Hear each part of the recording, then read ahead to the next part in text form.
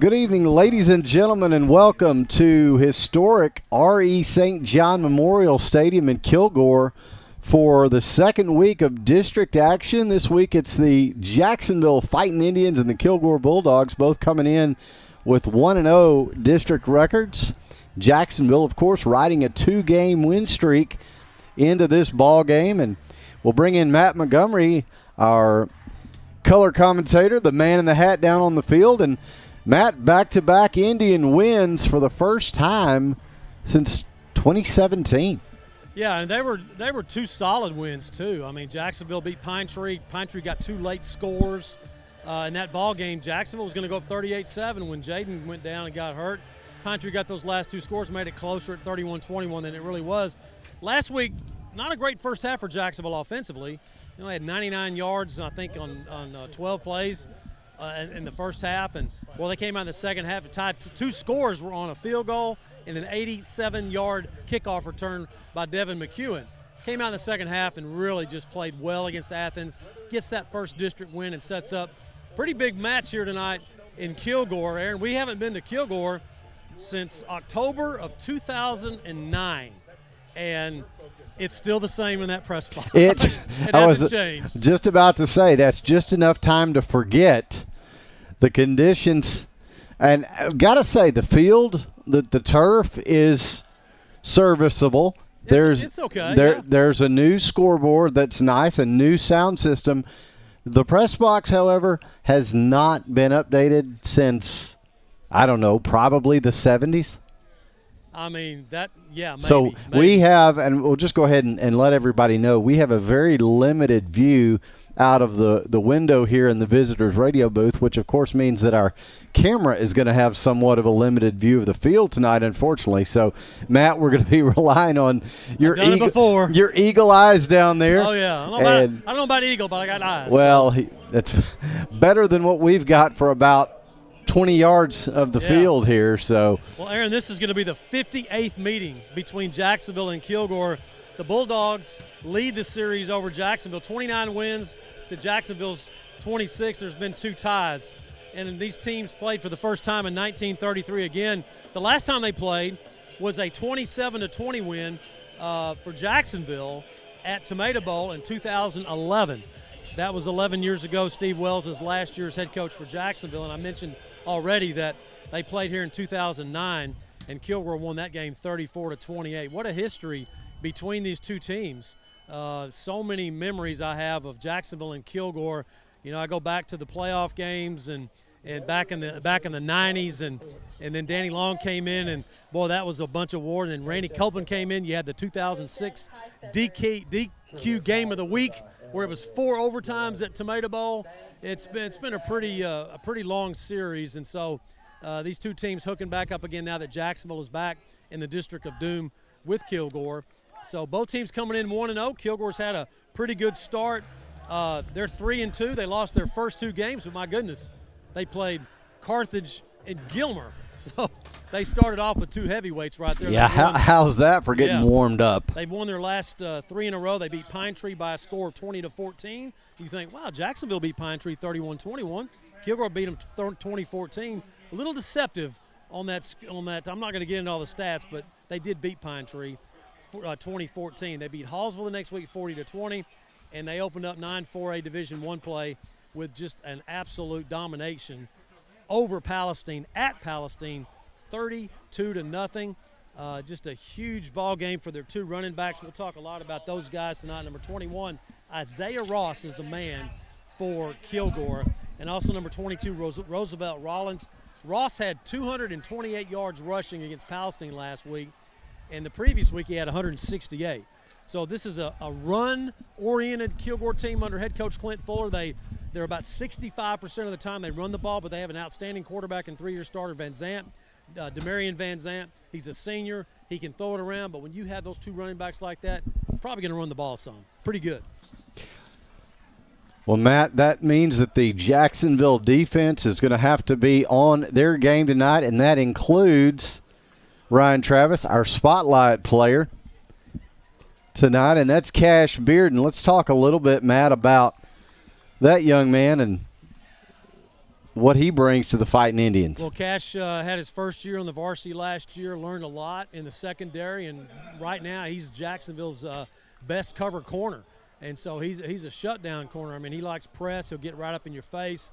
He's a quiet young man, but the boy can play. I mean, he will come up and tattoo you, and he's had some really nice pass breakups, and he had a great interception in the Pine Tree game as well. So he's really come on, and he's starting to become one of those senior leaders that Jacksonville really needs if they want to make a push in this District 9 4A. Yeah, absolutely. He's known for being clutch, as you said, and if Demarion Van Zant decides to try to air it out tonight, number 6 for Jacksonville could have a big night on the back end. Defensively, Jacksonville really played well against Athens. They limited an Athens offense that coming into that game last week was averaging 36 points a ball game, and the Fighting Indians held them to 17. Coda Kennedy, one of the defensive players of the game, the Austin Bank defensive players of the game, had 11 tackles, 2 interceptions, and 1 pass breakup. Actually, it was a swat away is what I call it. I mean, he just swatted it down like a volleyball. Senior Caden Franklin had another big game. And what about the sophomore Michael Miles? 11 tackles himself, the sophomore. He is going to be a special player by the time he gets to Jacksonville at that Mike linebacker position. But it's going to take a lot of effort from those 3 guys tonight. Bowen's up front. Jacksonville gets Devarian Boyd, the big guy, back. The 6'4", 260-pound defensive tackle was sitting out last week. He was concussed. He's back. They're going to need all those guys up front, Aaron, because this is a very powerful Kilgore running attack. And they can throw the ball, too, when they need to. So pick your poison if you're Jacksonville defensively. Hey, Matt, let's take this opportunity to remind our viewers about our sponsor for this part of our countdown to kickoff. Yeah, Micah Hoffpower of Texas Farm Bureau. If you need anything with your life insurance, homeowners, auto insurance, Micah Hoffpower is your guy. And Texas Farm Bureau, we appreciate the sponsorship from Farm Bureau. They've been sponsoring our countdown to kickoff for several years now. Micah Hoffpower, he's your go-to agent with Texas Farm Bureau. Yeah, of course, Micah, Jacksonville class of 1998. We appreciate all he does to help us bring you Fighting Indian football here on JHS-sports.com. We also appreciate All Smiles Dentistry for sponsoring all of our conversations with Jacksonville head coach Jason Holman. And since we were a little bit late getting on the air due to some technical difficulties, we're going to go ahead and bring it back up into the press box, and we'll cue up Smoke Signals, brought to you by All Smiles, and hear from Matt and head coach Jason Holman. Dr. Folden, Dr. Westbrook, Dr. Stocks, and their dental team at All Smiles provide a wide range of dental services. This includes cleanings, fillings, crowns, bridges, implants, and cosmetic dental care. Call and schedule your appointment at 903-586-07.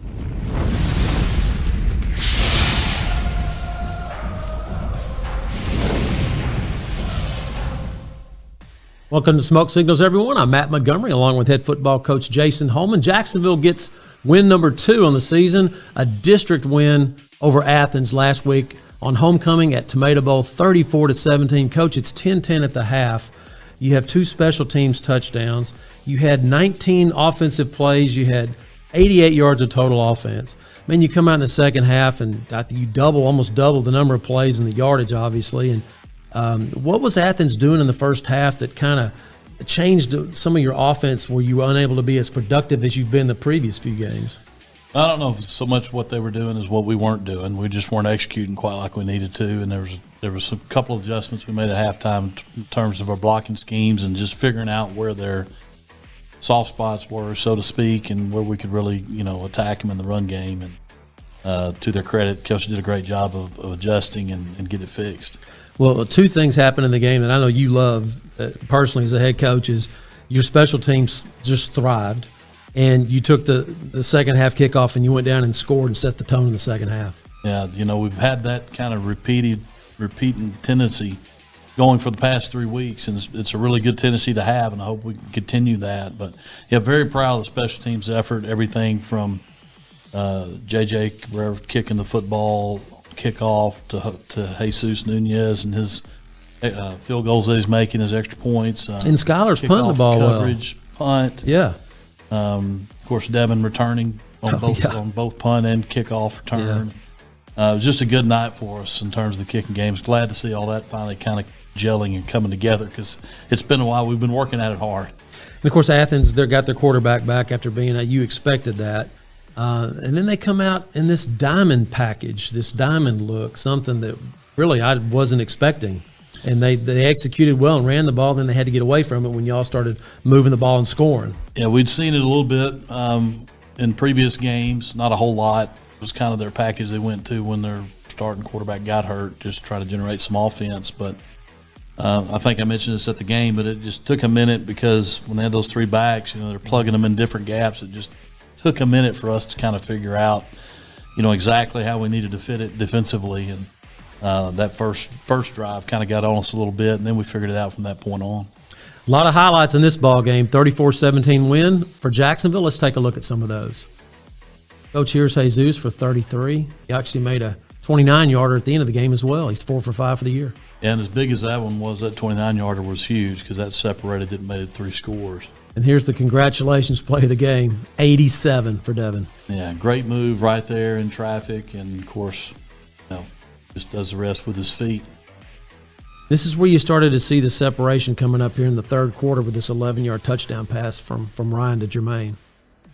Yeah, great opening drive to start the second half, and after the kickoff return, and then going down and scoring and just kind of taking the game away. This is sometimes I know as a coach you get nervous. You see this ball bouncing, you're like get away, and then scoop, here he goes. Yeah, you've kind of got to temper that as far as how risky you want to be, but also at the same time we don't want to just tie a kid down where we can't get plays like that. Power play here. Ryan Walker. That's our beast package, and Ryan's kind of stepping in where Jaden Wood was for us previously and did a great job of getting in. What a run. 17 yards for Jawalen. He just continues to excel. Getting better and better. Got a real good feel for what we're doing offensively, and has got good vision. Defensive player of the game here, Coda Kennedy, his first of 2 picks. Yeah, wow. Did this twice late in the game and made some outstanding plays there to really kind of put the clamps on Athens in terms of their hopes of winning. I know, Coach, in the secondary, you love to see this. Trent Powell getting multiple breakups. Here's one of them. Got a few. Kind of got to let them. I'd prefer us to be on top, but great job of battling and getting your hand on the football and disrupting the pass. Here's Coda's second interception. This was huge, Coach. Well, you saw Mike Miles come free up the middle, and don't think that didn't cause maybe an errant throw out of him, but great job by Coda seeing the back come out and get the pick. Looking at the stats, another solid game offensively, passing, running the ball, good balance there, 261 total. Coach, 55% of your yards are through the air, 45% on the ground. That's quite a turnaround over the past few years. I mean, you got a lot of balance there, and that's something I know that and look at the turnovers now. You were -6 going in the Pine Tree game. Now you're only -3. As you were +3 in this ball game on the turnovers. Yeah, we want to continue to improve in that area. We want to get on the plus side, and we want to continue taking the ball away defensively to help that. So this week it's Kilgore, over at R.E. St. John Stadium, a team Jacksonville hasn't played since 2011. Coach, this may be the most talented football team that Jacksonville has seen so far. I know Crandall had a lot of talent, but these cats can play. Yeah, they're very talented. Very physical on the defensive line. One of the things that jump out at you. Have 2 great running backs that are physical as well. When they get in the open field, they can outrun you in the end zone. We've got a work cut out for us. We're going to have to come to play, and we're going to have to match their physicality. And this is a team that Chapel Hill went to the semifinals last year, but that game they played, Kilgore could have been the team in the semifinals last year. They have all those guys back. You mentioned Isaiah Ross, number 21, the running back, had 228 yards last week rushing against Palestine. The previous week he had 138. Kilgore opened the season, 2 pretty tough opponents playing Carthage and Gilmer, and then they've won their last 3. Yeah, they've had a really tough schedule up to this point, and I think by playing some of those tougher opponents early, it's prepared them for district. And like I said, we got to go to their place. And we got to match their physicality if we want to compete with them. The guys up front you've already mentioned, so good defensively for Kilgore. What will your offense do differently this week maybe that will you have to take that into account? Well, we still want to be able to attack them and make them honor the run game. But at the same time, we want to do some things maybe a little bit different. Some of our quick game, some of our quick passing game, get them running left and right or east and west and try to tire them out. Maybe that'll soften the middle for us.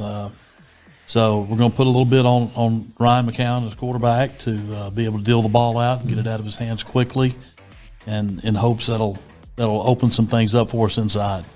Coach, offensively, their quarterback Van Zant, I mean, he's a weapon. He can throw the ball, he can run the ball, and their secondary looks like it may get tested this week. Not that they haven't been tested, and they've had that kind of that bend don't break mentality. Your secondary, and the linebackers have stepped up and played well, and of course the defensive front I've been really impressed with forward. So talk about Kilgore offensively. You mentioned the running backs. What else do they do? So they're about 63% run. 37% pass, something of that nature. So they favor the run over the pass. Obviously, with the two tailbacks they have, you can see why they do that. And they're good up front. They fit you up offensively, and then they block well, and they understand their scheme. So, the key for us is we've got to make sure we're on point with how we fit the run, keeping leverage on the run game, not letting them break into the secondary and get some of those long runs that they've done in the past weeks. So, really got to tackle well, really got to control the line of scrimmage. Other than that, yeah, they will throw the football. I mean, they're certainly not scared to throw it. We've got to make sure we stay on top, we squeeze to the ball, and keep leveraging the passing game. So it's going to be a test, no question. As this district schedule starts to squeeze down, it's week 2, both of you 1-0, and Coach, you go over to Kilgore, and it's a tough place to play, but you talked about in post-game last week about the confidence level that you're seeing in your team. 2 wins in a row now. You're starting to kind of feel that, to me, this season so far, you played 5 games. There was 2.5 games, and then there's the other 2.5 games. Yeah. and the Crandall game just turned. So that confidence level, how important is that going into the dog pound, if you will, over at Kilgore with how good they are? Well, I mean, it's huge. And you make a great reference there. And I was about to say, I believe at halftime of the Crandall game is when I kind of expressed to the team is we still don't know who we are because we still couldn't get out of our own way, making mistakes, turning the ball over, and just not playing up to our potential. So I challenged them at the halftime of the Crandall game, let's find out who we are, who we can be. I think we've done that to a degree. I think there's still plenty more to discover, but we've done that to a degree over the last couple of weeks, and that confidence level has grown. And, it means all the difference in the world when you have confidence in what you're doing, when you have confidence in your teammates and what they're doing, so that we all collectively can do our jobs. That's a great place to be. Certainly if you don't have that, you're in trouble. What are the keys? What are you telling your team this week? These are the keys. These are the things that we must do to win. Well, we've got to make it a ball game, which means we've got to make sure we're on point in the first half. We're ready to go from the opening kickoff. Kilgore's a good enough team that if you give them anything, they can take an inch and make it a mile and then get on top of you pretty quick if you're not careful. So we want to make sure we manage the game effectively, kind of like we've done the past 2 weeks, complement each other on each side of the football. We don't want to go 3 and out, 15-play drive on defense, for example, or vice versa. So we want to make sure that we keep the game in control. We want to get it to the second half and then put ourselves in a situation, hey, let's go see what we can do. Anytime you're playing an opponent that's really good, to me, that's the key. Let's make sure we maintain the game, not let it run away from us early, and let's get it into the second half, get it into the fourth quarter, and let's see what we can do. Jacksonville versus Kilgore, week 2 of district play. Kickoff coming up at 7:30. For head coach Jason Holman, I'm Matt Montgomery. We'll see you next time right here on Smoke Signals.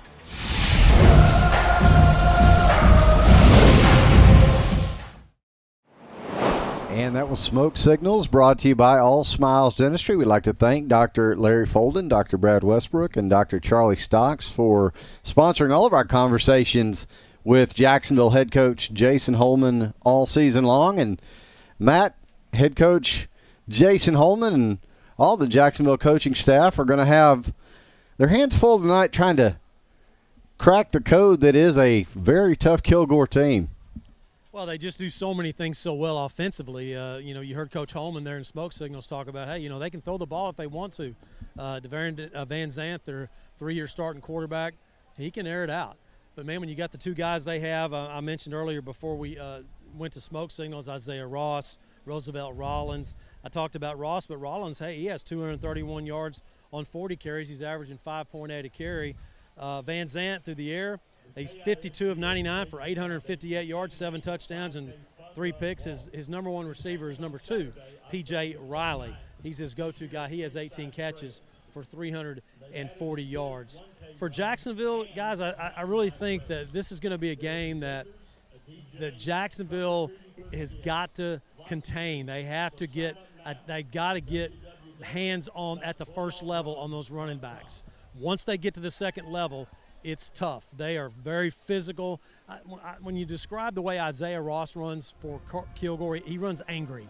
Okay, I mean, he just runs mad. And those are the kind of guys, man, if you don't get up on them quick and get some hats on them, those blue helmets, then they can wreak havoc. And once they get in that second level at the linebacker, where the linebackers are. So that's going to be a key. Other key to the game, I think, for Jacksonville, Aaron, is the offensive line for Jacksonville. They have played very well in these last 2 wins. They even played well in the Crandall game. You know, Jacksonville scored 37 points on a Crandall team that's pretty darn good. And so if the offensive line for Jacksonville can somehow handle those 2 defensive tackles that are so good for Kilgore, and they can get Jalen Kennedy in space and get him out there, and of course Devin would be in the backfield some, and Ryan may do some zone reads. You know, Jacksonville can move the football, but I really think it's going to be a night for Ryan McCown's accuracy to come into play, and that's going to require the offensive line to they got to keep him out of there for a little while. He's got to be able to get time to take a step, throw, and that's what I'm expecting tonight out of Jacksonville offensively. Yeah, and Matt, we've seen that improve, as you said, over the last few weeks in those wins, and really even going back to Crandall, is that the offensive line, they are giving Ryan McCown more time, and he's doing a good job of kind of moving the pocket when he has to as well. And so they're gonna get their biggest test so far. Make no mistake about it tonight, but you've got to like the trajectory that group is on. No question, and Ryan McCown has been on his own trajectory since the first half of the Crandall game. He just looked more settled, more calm. First 2 games, it was a little rough, and the offensive line was trying to find themselves as a unit. And so anytime you move up and you know, you come into that next season after being a starter, it was quite a bit different last year. We know what Ryan McCown had to do last year. He had to run around a lot. So you kind of have to get that movie out of your head that guys are coming. And you have to calm down, and you got to get rid of the football. And that's something Ryan has done a fantastic job of recently, and that's staying in the pocket, knowing that he might get tagged, you know, once he throws the ball, and not getting out of there, and just staying with his progressions and finding his guys.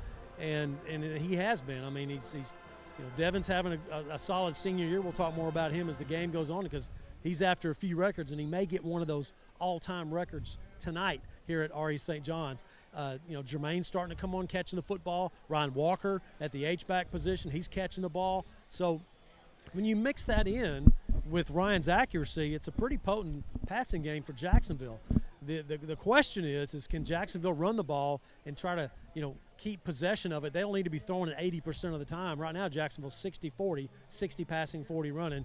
Man, if you could just stay somewhere in that area right there and keep the ball away from this really solid Kilgore offense, you got a chance.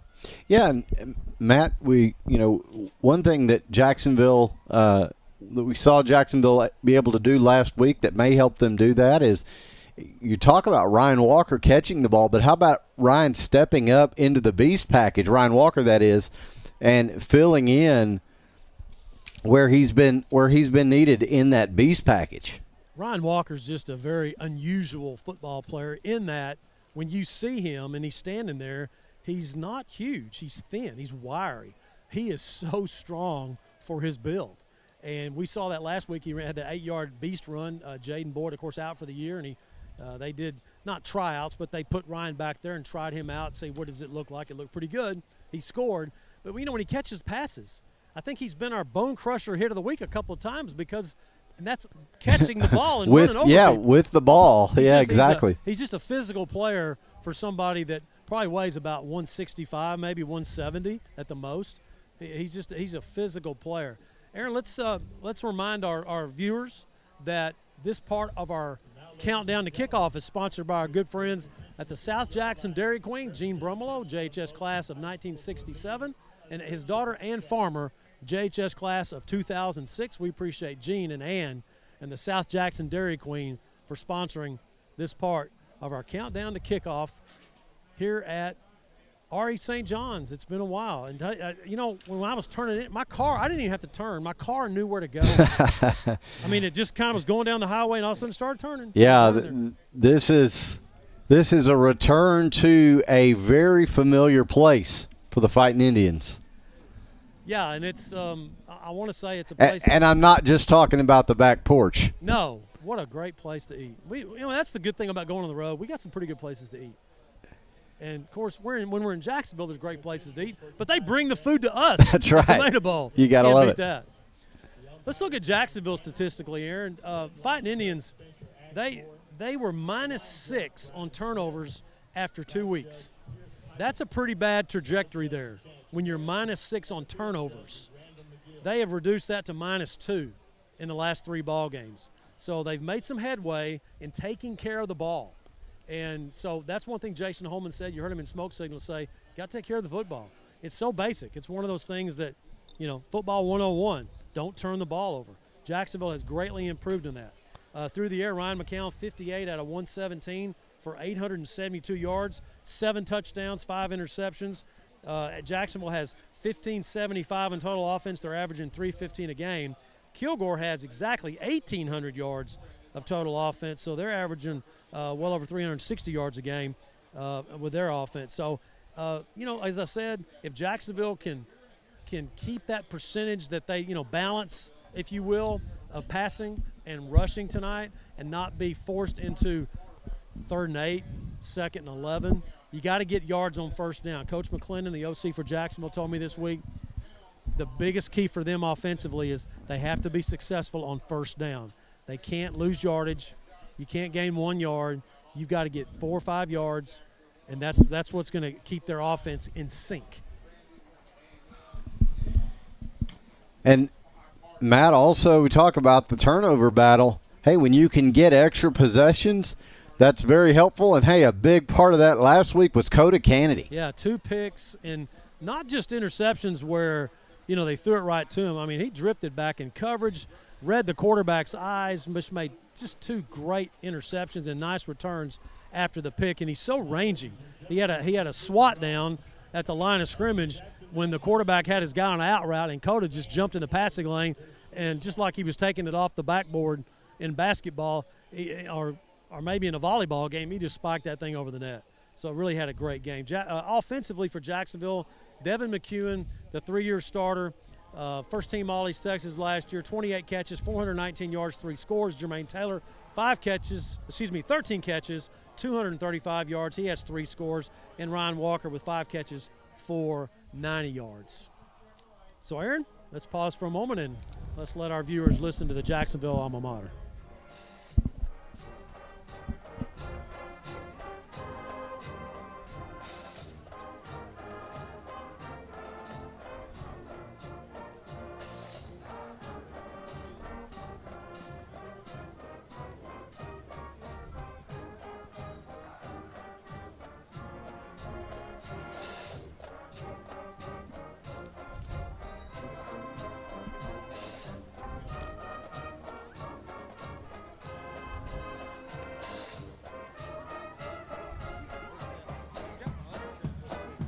Jacksonville High School Band under the direction of Donnie Berry. We'll hear from them at halftime on the Whataburger Halftime Report.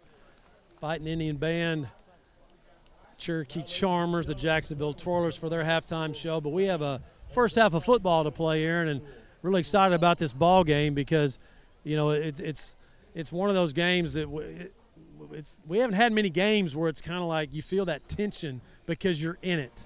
And you feel like in the district race is what I'm talking about. You're 1-0. You got a chance here. If you can steal one on the road right here, ooh, man. And that's what Jason Holman was talking to his team about. In fact, he was talking to him about Wednesday. He laid out the scenario about the schedule and what's remaining with 5 games left, just making sure his team understood. Not looking ahead, not looking at who they're going to play next. It was all on Kilgore. Starts tonight, and how focused this team needs to be to get this game. That's absolutely right, Matt, and we've talked about it each of the last really 3 weeks, but this is a team that's just on a kind of a steady climb, Jacksonville. And you talk about a team that's gotten hot at the right time. This is exactly what Jason Holman would have wanted. Obviously, in those preseason or those pre-district ball games, you kind of working out some chemistry. You know, you trying to figure out who goes where and kind of what your system is. And of course, you look at all those games, and Jacksonville was in them, and you kind of throw the White House game out a little bit as an outlier. But boy, this is a Jacksonville team that has really just grown to this point exactly the way I think that Jason Holman would have wanted them to. No doubt. And you heard Coach Holman talk about it last week in the post-game interview.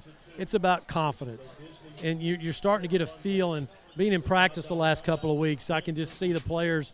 And that's what winning does, because all that hard work you're putting in ends up with a W on Friday night. You start feeling it, and it starts rolling. And as you said, Aaron, it starts to build.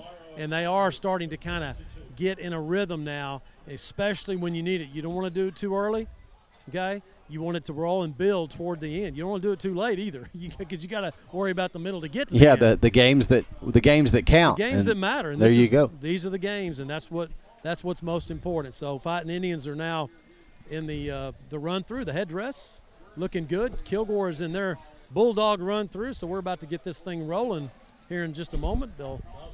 Jacksonville in the new blue helmets with the metallic gold spears and stripes, a white jersey and blue trim. Kilgore in their traditional red and black, and here comes the Tribe.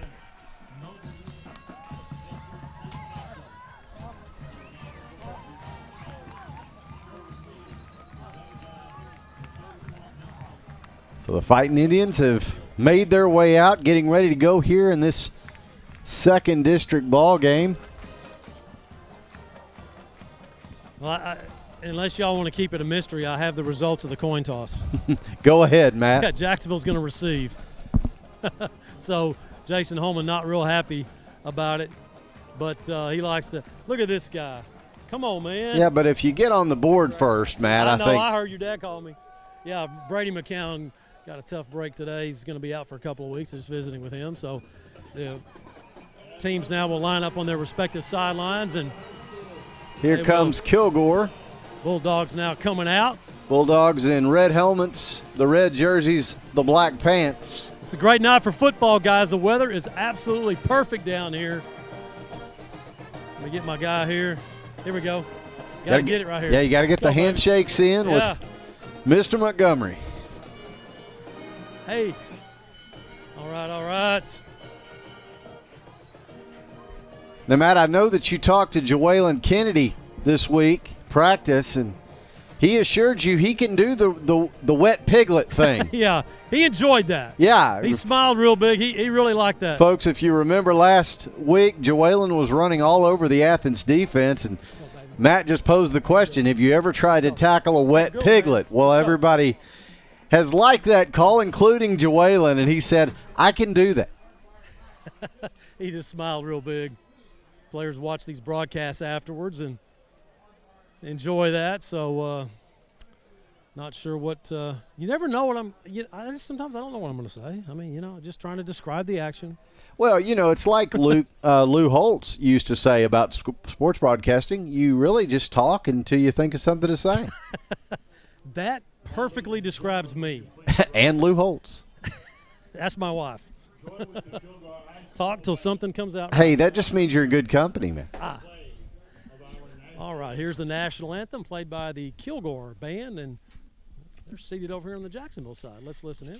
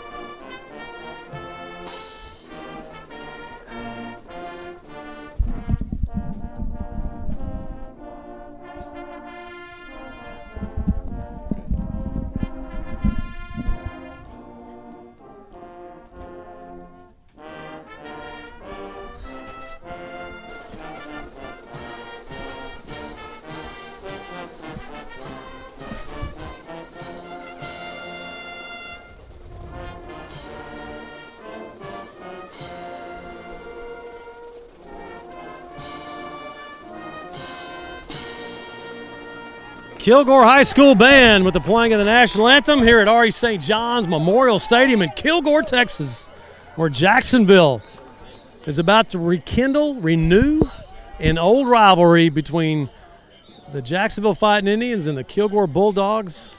These two teams played for the first time in 1933, and this is the 58th meeting between Jacksonville and Kilgore.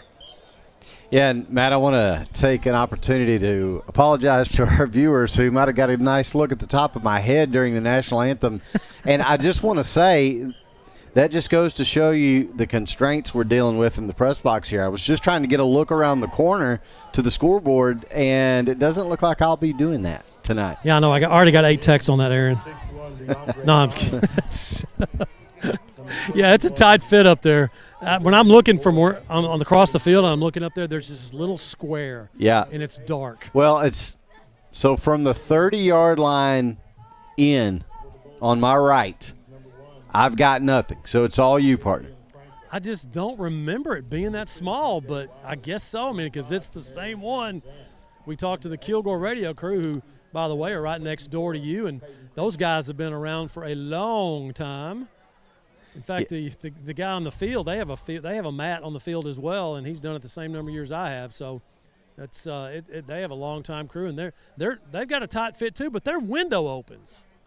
Yes, ours does not. Ryan Travis is a little bit warm. He's already informed me. Well, y'all need to get some Tic Tacs, okay? It's a tight fit. No windows, don't open. So the captain's meeting at midfield, and it was pre-done by the coaches, and as I mentioned, Jacksonville won the toss, and they will receive. They'll be going from left to right on your video screen or however way you're streaming it on your iPad, phone. Man, I put these when I was homesick for the White House game, I had this sucker up on my big screen TV. It was beautiful. That's the way to go. It is the way to go. So we'll see Jacksonville offensively first and see if the Indians can strike first. The last several weeks, Jacksonville has deferred, or the other team took the football. And Jacksonville came out on that first drive. Excuse me, sir. Yep. And they came out on that first drive and scored. So tonight they're going to get the ball first as Devin McCuman will drop back with the junior, Jermaine Taylor. It's Kilgore with all that speed. Yeah, I don't know what they feed these guys over here, but they're all fast. Always have been. Want to say hello to my former pastor, Darren Wood, watching us tonight out in Midland, Texas, pastor of First Baptist Midland. He's tuning in, and also a former Fighting Indian up in Arkansas, coaching right now, James Bryant Darby. He was a pretty good quarterback back in the day for Jacksonville, huh? And by the way, he coached a couple of years here at Kilgore before he headed up to coach up there at Southern Arkansas. So we're set to go. Glad you're with us here at Kilgore's R.E. St. John. We're set to go. The second game of 9-4A Division I with your play-by-play. Here's Aaron Swing. And we're underway. It's a high kickoff to the near side, fielded by the up man. That's Walker. He's got a couple of blocks. Try to make a man miss. He does. He's out over the 30 and down to the 32, where Jacksonville will get started. So this Jacksonville offense, which, Aaron, you check talked about. that. That was Whitaker on the return. Oh, the sophomore, Elijah Whitaker, yeah. You were talking about how Jacksonville is really improved and progressing. And so this offense for Jacksonville that really had a fantastic second half last week against Athens in that district win. Let's see if they can continue that here on this opening drive that will start at the Jacksonville 31. McCowan will come out with an empty backfield. Trips left, 2 Indians on the right of the shotgun formation. A little bit of a low snap, left side screen pass complete. Devin. One move for McCowan, and he is out over the 35 to about the 37, picks up about 5. Good job by Ryan McCown. Low snap there from Alexis. Kind of bounced it back. Ryan got it picked up, and Jermaine Taylor, nice job with a little kick-out block on the corner. Number 3, Chris Williams, the sophomore for Kilgore, picks up 5, second and 5 for Jacksonville. Again, an empty backfield. This time it's trips on the right, 2 on the left. McCowan looking right, throwing right, inside man got his completion, the first down, the Bill McRae Ford first down. Well, we're getting close to that. For McEwen. As Jacksonville comes to the line of scrimmage, we want to remind our listeners and viewers that Devin McEwen needs 21 yards in this ballgame to be the all-time leading receiving yardage leader for Jacksonville. And he's caught 2 balls right there, and we'll be keeping up with that. So he's right almost there at it. To be the all-time leading receiver in yardage. He's got a couple other records we'll talk about here in a minute that he's trying to break. First down, Jacksonville. 2 receivers each way. Now McEwen in motion to the left, so there'll be 3 by the time the ball is snapped. The pass to the left is caught by Ryan Walker, but he is dropped after maybe getting back around the original line, maybe a yard. Yeah, just press coverage by Kilgore right there, and Ryan Walker. You had your receivers McEwen and Whitaker trying to drive the corner and the safety deep, but corner didn't bite, saw the little flip pass out. Ryan does get about a yard on the play, second down 9. Does push the football out to the Jacksonville 45-yard line. Indians will go with 2 receivers on each side of the formation. Kennedy, the back. Now they're going to swing him out to the right. Throw that way will McCowan, and Kennedy going to make a man miss. He's at midfield and finally pushed out of bounds, but not before he gets into Bulldog territory. Yeah, and he's going to be about a yard short, maybe 2 of that first down. Nice blocking out there by Jacksonville, pulling. Did not see what lineman it was, but they had somebody pulling there to get out. Well, they got a holding on Jermaine. That may be why Jewalen was able to get that corner right there, so it's going to be a hold. It'll stay second down, marked from the spot. But, man, where did he foul him? Where did he hold? It must not be a spot foul. It must be from the line of scrimmage. That's what it looks like. Yeah, because it's second and 20, looks like. Huh. I mean, it must have been early around the line of scrimmage where it happened. So they go 2 receivers each way. Kennedy, the back, on the right side of McCowan. McCowan drops back. Here comes the pressure. He's got to throw. He does. Jermaine finds Taylor, who steps out of bounds, and then a little pushing and shoving there after the whistle. So all pass plays here. It's going to be 3rd and long. 3rd and 12, 3rd and 13. Yeah, 3rd and 13 we'll call it. So all that passing through the air for Jacksonville on this opening drive. They've yet to run the ball.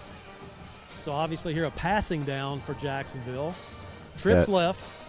Jacksonville behind the sticks here, as you said, Matt, 3rd and 12. So see what the Indians have cooked up for this 3rd down and long. McCowan gets away from 1. Flag comes in. Now he's going to have to get away from another, but he goes down under pressure. Probably going to be a hold as McCown scrambling, just trying to find somebody downfield. And there was 3 defenders on Devin McEwen. Yeah, holding on Jacksonville, the call.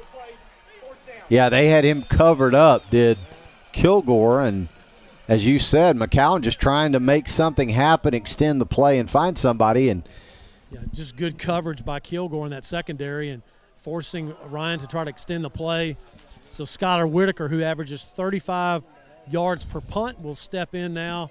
Kilgore will send back Zaylen Stoker, who had a pick 6 last week against Palestine, one of 2 interceptions. He's back deep for Kilgore. So first punt of the ball game for Whitaker. It's a little bit of a low snap. The kick is high and not very good at all. It hops out of bounds at about the Kilgore 48-yard line. That's what I get for telling you his yardage on average yards per punt there, huh? As he shanks one there off the right side of his foot. So Kilgore is going to get the benefit of the short field here. They'll start their opening drive at the Jacksonville, check at their own, the Kilgore 48. So Demarion Van Zant, the senior quarterback for Kilgore, quite a talent, but those running backs, Isaiah Ross, Rollins, they'll start, looks like, with Rollins in the backfield. Or check that. No, that is number 21, Ross. Two receivers right, one left now. Man in motion, right to left. Handoff is straight ahead to Ross, and he's just over midfield into Fighting Indian territory. Oh, what a tackle by Michael Miles. Just got right on top of him and moved his legs.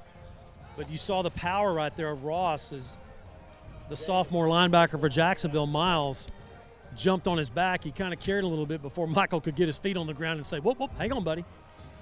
3-yard pickup, 2nd and 7 now for Kilgore.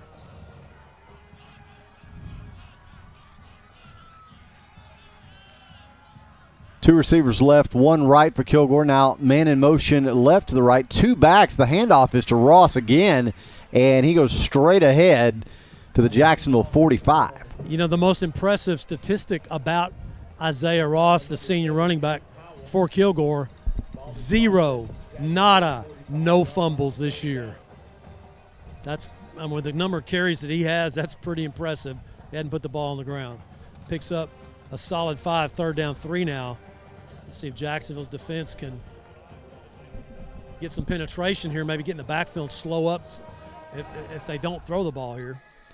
They'll go with two receivers each way, and Ross, the back now, he's going to move from the left side to the right side of Van Zant. And Van Zant looks to throw over the middle. It's incomplete. Jacksonville thought for a second it might have been a fumble, but regardless, the Indian defense holds on 3rd down. We'll see what Kilgore does here. Derek Williams, the intended receiver. Devin McEwen, that was a catch for a 1st down. And McEwen came up and just stripped the arms down. Just pulled down Derek Williams' arms, the junior for Kilgore.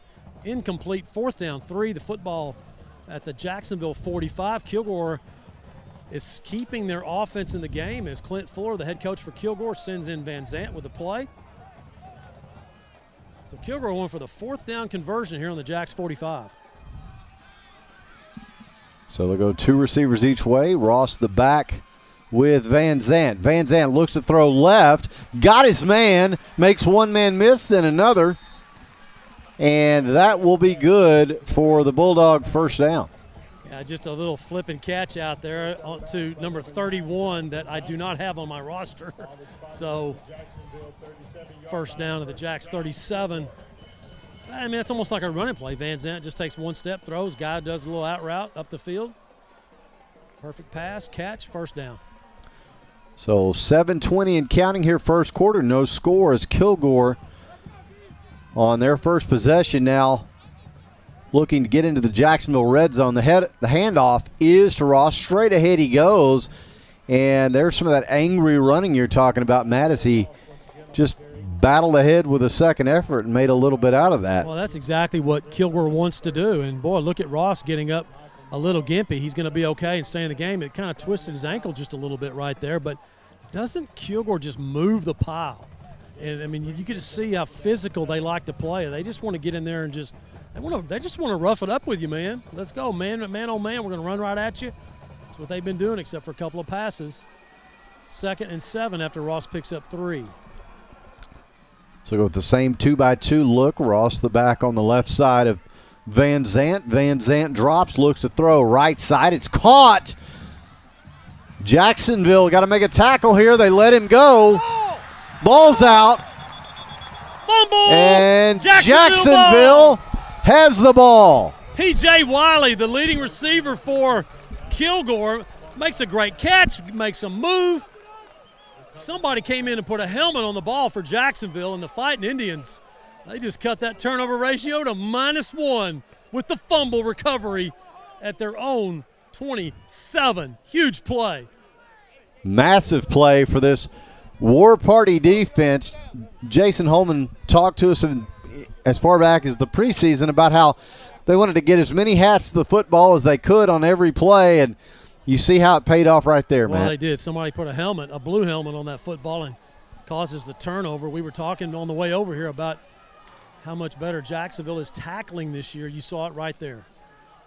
Empty backfield, trips right to left. Got procedure. Movement. They're going to get Elijah Whitaker over here. We call him Zeke. He jumped. Oh, man.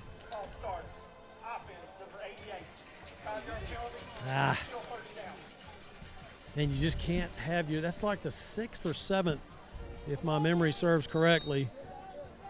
the 6th or 7th jump by a receiver for procedure. Watch the ball.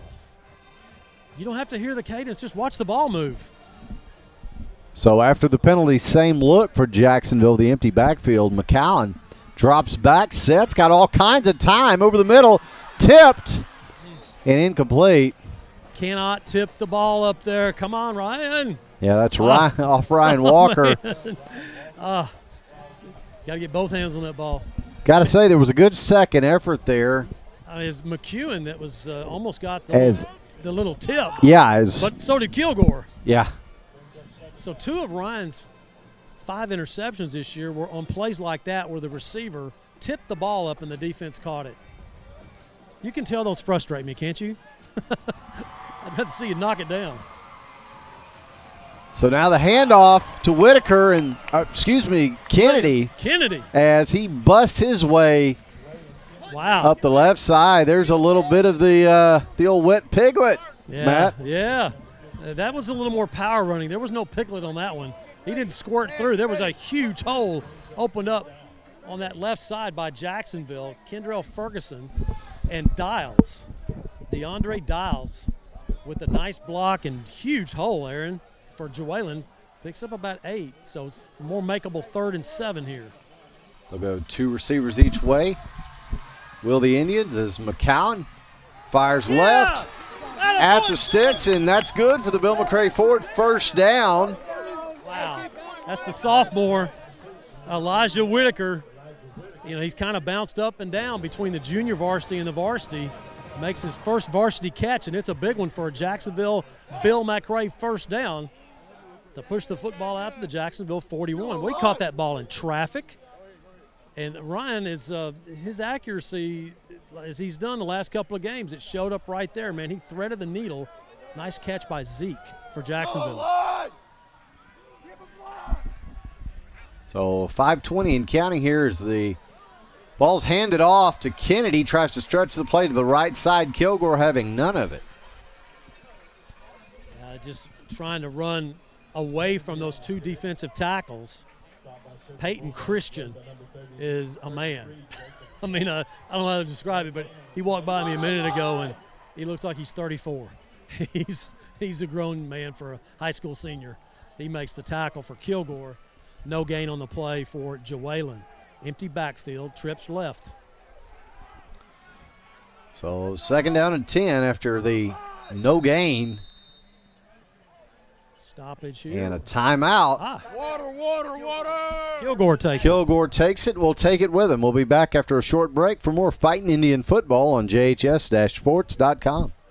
Dr. Folden, Dr. Westbrook, Dr. Stocks, and their dental team at All Smiles provide a wide range of dental services. This includes cleanings, fillings, crowns, bridges, implants, and cosmetic dental care. Call and schedule your appointment at 903-586-0741. Bill McRae Ford has been serving East Texans since 1976. They can help you find the best deal on a used car or if you're ready to purchase something new. Open Monday through Saturday. Bill McRae Ford. Come see us. Congratulations is Jacksonville's source for a full line of awards and engraving services. But we don't stop there. You'll want to check out our examples of creative personalized gifts too. Congratulations also serves East Texas as a promotional products dealer. We are passionate about sourcing just the right items.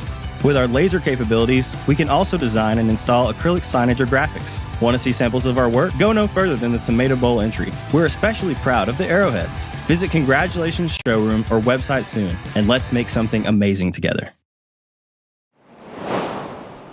And we're back live here at R.E. St. John's Memorial Stadium in Kilgore as it's 2nd and 10 for Jacksonville after the fumble recovery. The Indians trying to make something on this drive, and there's the pass to the left side to Ryan Walker, and he will make his way out near midfield. A flag comes in late. A little late flag. It's going to go against Kilgore on the late hit, as they're going to get Chris Williams, the 10th grader, for Kilgore, coming in late. He's pleading his case, no avail, as Walker getting a nice block out there by Elijah Whitaker, stalk blocking the corner, and Ryan McCown over there, look at him giving 5 to Elijah for that block right there. Was checking the sub for Kilgore Number 1 just made his way out, and I had to do a double take. Number 1 is Dadrian Franklin.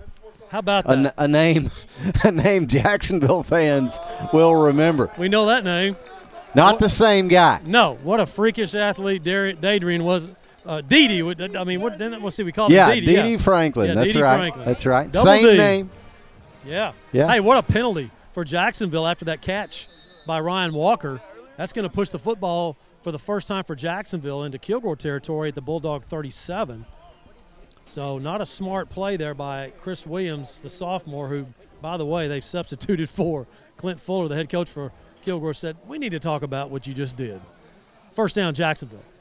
2 Indian receivers right, 1 left. Kennedy the back. Handoff is to Kennedy, and he runs into a wall of Kilgore raging red. Yeah, that's one of the plays that I asked Jason Holman, are you going to try the A-gap? He said, absolutely. We're going to try it some, but they're really good up front. We're going to try to get to the edge more. And Kennedy did have an 8-yard run, kind of on a wide off tackle play earlier. He does pick up about a yard, 2nd and 9. As we go toward the 3-minute mark in this first quarter with no score. So far, these two teams pretty evenly matched, Aaron.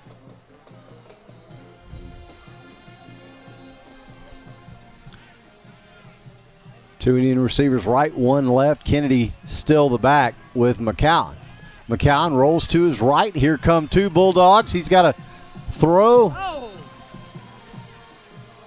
And I lost it, Matt. That's the incomplete to Devin. That's that end of the field. Yeah, sorry about that. It was about the 15-yard line. Ryan McCown threw a dart out there. But that's all right. I was caught in 2 minds. I could either lean forward and try to get the corner or lean back and watch Ryan's computer, and I couldn't make the right decision. Yeah, just Ryan McCown moving the pocket, rolling to his right, really stretching the field, going down to the 15, and threw a nice rope down there, and Devin just ran out of space and couldn't make the catch. So 3rd down, 9 to go for Jacksonville. 2 receivers right, 2 on the left. McCown drops back, got some time. Now gonna pull it down, gonna run, and just needs to hold on to the ball. Does Ryan as he swarmed under? I thought that you were going to get Devin right there come to the stakes for the little out route just at the first down marker to get that first, and it was he did a just kind of a pause and went up the field, it's kind of stop and go, if you will. So nothing there, and Ryan McCown just had to eat it. So I'm not sure if that was a miscommunication there. Excuse me, Aaron. I'm not sure, but it's 4th down. Yeah, ball sitting at the 35, so it looks like Jacksonville's going to keep their offense on the field. Maybe run this clock down and let it run out, and then bring on Skylar Whitaker maybe. They're lining up to go here. See if they can maybe draw Kilgore off. Is McCown just going to throw left, and the catch is made, but tackle is made right there as well. It was going to be the hook and ladder. They've been working on that play all week. I didn't know about using that personnel, Elijah Whitaker, the sophomore. Usually it was Devin or Jermaine, and Jawalen Kennedy came out of the backfield, Aaron, and when just a quick pass, and then Elijah was going to turn and pitch it to Jawalen, who was wide open, by the way. But, boy, Kilgore jumped right on Whitaker before he could get the ball pitched out. So Jacksonville gives the ball over on downs. Football will be at the Kilgore 30 for their 2nd offensive possession. It will still be Isaiah Ross, the senior running back, in the backfield with Van Zandt. They'll have 2 receivers on the left side, 1 on the right, and H-back on the right as well. The pass is to the left side. Can Jacksonville make the open field tackle? No, they can't, not until P.J. Wiley is into Fighting Indian territory with a 1st down. Yeah, it's a long way across that field for me to see in that right cornerback, but Jacksonville just didn't get the coverage right there. Yeah, and it's who is that coming off right there? Is that Kennedy, number 8? Can't even see from here. No, it's John Johnson. It's John Johnson, number 9, Matt. Went for the interception and didn't get it, and that's why the big gain. 25 yards. So now a 2-back look for Kilgore. And the handoff is to Ross, and he'll go straight ahead, bounce off one tackler, and spin down to the 40.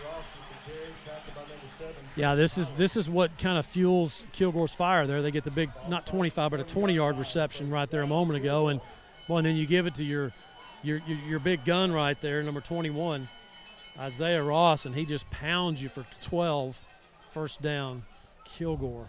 So a drive that just 2 plays ago, the ball was at the Kilgore 30 is now all the way down to the Jacksonville 40, 2 plays. So under 140 to go here, first quarter, as Kilgore with another foray into Jacksonville territory. The Indians got a fumble recovery last time. We'll see what they can do here. This is a stretch play to Ross. Can Jacksonville bottle him up? They can't, as he's down inside the red zone and finally angled out right at about the 19. Well, Michael Big gain Miles, for first down.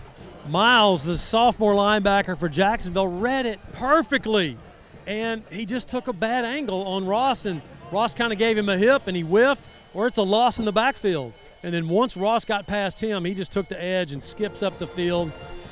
Man, what a turn of the field here, Aaron. 3 plays ago, this ball's at the 30 of Jacksonville. Now it's at, Kilgore. Get my field right here. Now it's at the 20 of Jacksonville, first down, Kilgore. So now multiple tight ends in for Kilgore as the handoff is to Ross. He'll try to make a few miss. There's a flag that comes in. It's a face mask. Yeah, good spot, Matt. Unfortunately, that's going to move it even deeper into Jacksonville territory. Yeah, I think they're going to get Dominic Bowens right there, who, really made a nice play getting off his block and slid down the line of scrimmage, and Ross just kind of gave him a little move to the inside, and Dominic just reached up and grabbed him on the face mask.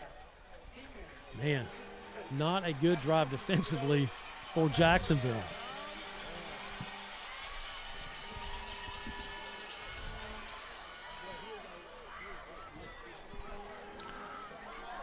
So power football, just as we expected by Kilgore. They've mixed a couple of passes in there. They haven't gone downtown any, but they haven't had to because Ross has been carrying the water. They'll split 2 receivers out to the right now, move a man in motion from the right to the left. The handoff goes to Ross. He gets away from the first contact, and he will score. They got in. Coda Kennedy had him at the 13-yard line and just, tried to trip him up. What great balance that time by Ross, because he put one hand on the ground when Kennedy thought that he knocked him down. But Ross is so strong, has such great balance. He just put his hand down on the ground, got his balance, and skips into the end zone for the score for Kilgore. So now the extra point attempt, which is brought to you by our friends at Neighbors Coffee in downtown Jacksonville. Snap on the way. The hold is good. The kick is up, and it is good. So here late in the first, Kilgore finally strikes first. The 7-0 lead. We'll be back after this short break for more Fighting Indian football on JHS-sports.com. Since 1953, Hubert Glass Oil has been serving East Texans the finest automotive fuels and lubricants.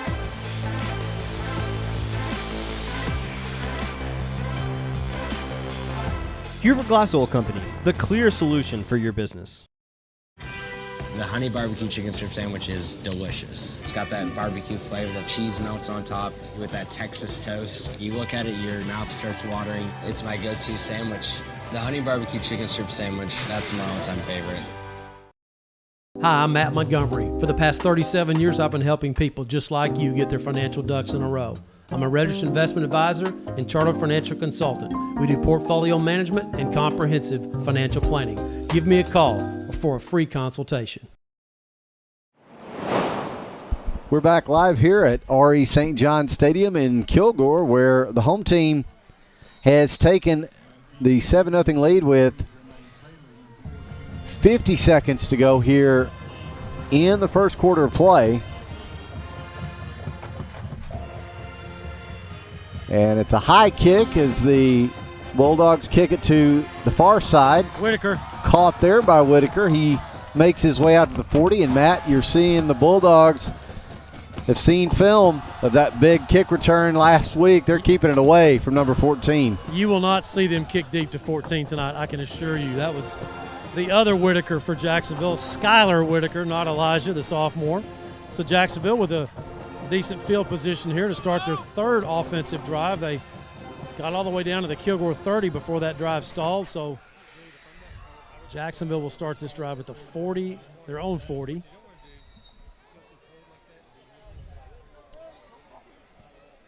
So let's see if Jacksonville can answer. You don't want Kilgore getting – you get that running game going. You get that mental push that Kilgore does so well at. Get rolling, if you will. Let's answer that touchdown here.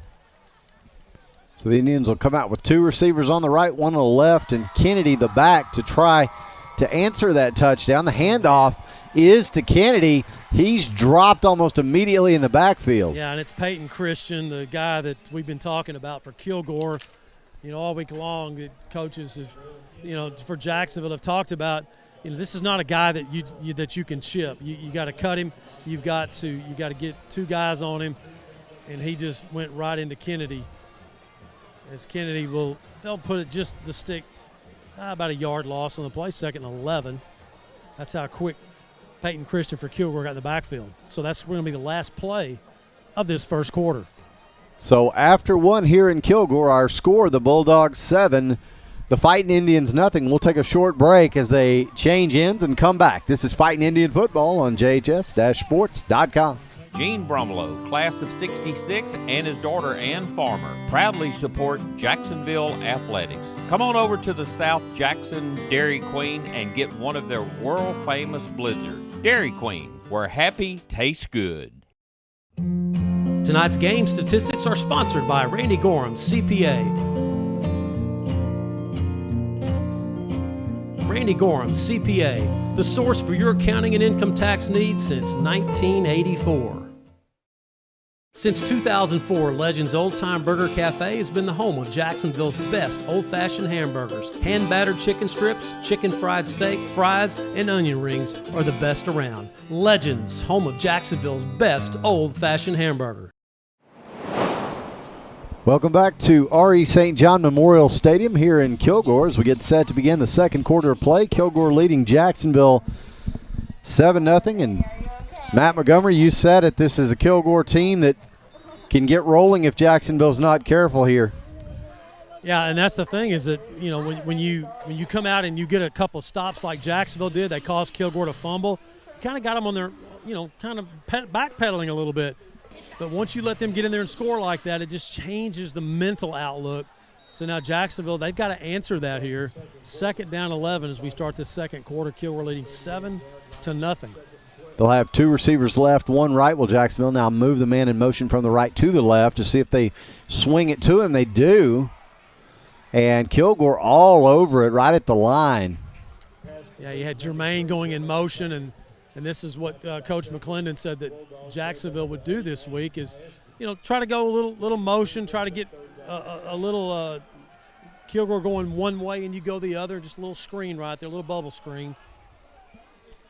Doesn't get much, about a couple. Yeah, so 3rd and 10. Well, they had the loss on the first down, which is something, again, referring to Coach McClendon's talk this week that we had.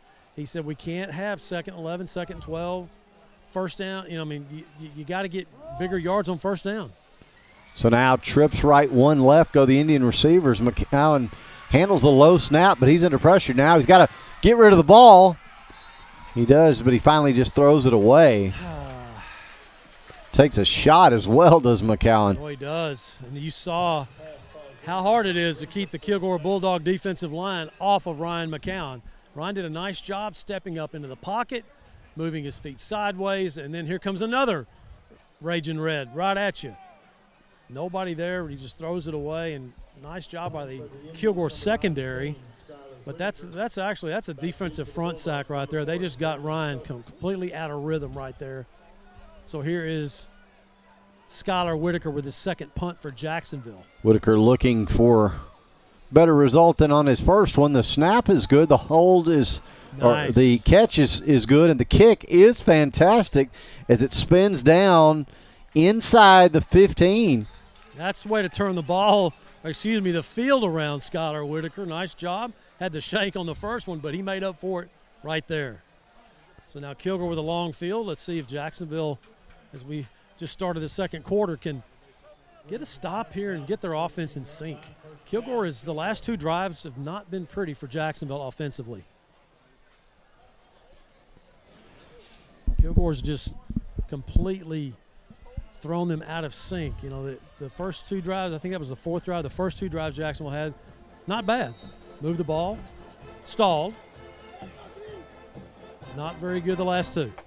So here's Kilgore. They'll start this drive leading 7-0 on their own 14. They'll show the 2-back look again. 2 receivers on the right, 1 on the left. As the handoff goes to Ross, and Jacksonville stays home and handles him that time. Yeah, that's Coda. Coda's not going to miss that tackle. He missed that one a moment ago when Ross scored. He said, I'm not missing this one. Just took him to the ground. Nice tackle by the Lamar University commit, Coda Kennedy, the senior for Jacksonville. Gain of only a yard there. Yeah. So when Kilgore hands that ball off to Ross, the play may be flowing to the right, but he plants his foot and he comes back while the defense is moving that way, and he just catches and he tries to get that corner on you. Misdirection. Not that time. Coda Kennedy, the tackle.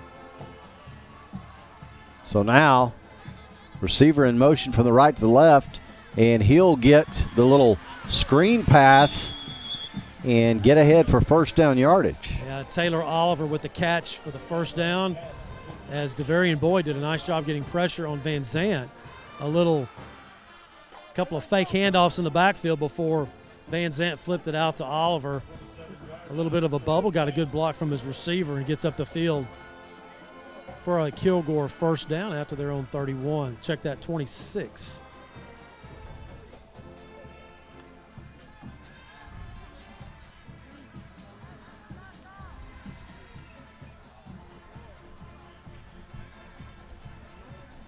So now 2 receivers right, 1 left, 2 backs. Now pass to the right side, screen play. Here comes Jacksonville's coverage. Can they get there? Not before Zaylen Stoker picks up a nice chunk. Well, Jacksonville really doesn't play a lot of press coverage, and Kilgore's taking advantage of that. They're just flipping that ball out there as the Fighting Indian corners are about 6, 7, 8 yards off the ball, off the receiver, I should say. And that's just wide open for them to get it. And let me see if you can tackle me in the open field. So far, they haven't been able to do it. So now the 2-back look again with 2 stacked receivers on the left side. They're going to throw the screen pass out there to the left. First down yardage out to the Kilgore 43.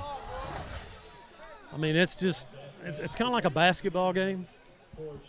You got a guy that flip it out to him, the other guy sets a screen, and you go around that screen and try to score. And it's just you just got to get off the block. It was Devin McEwen on the tackle, but Kilgore picks up another first down as these little short passing plays. I mean, you want to call them like a screen, but they're really not. I mean, it's 2 players. It's the blocker and it's the receiver, and he just kind of gets off the block and gets up the field. First down, Kilgore. So 8:50 and counting here in the first half.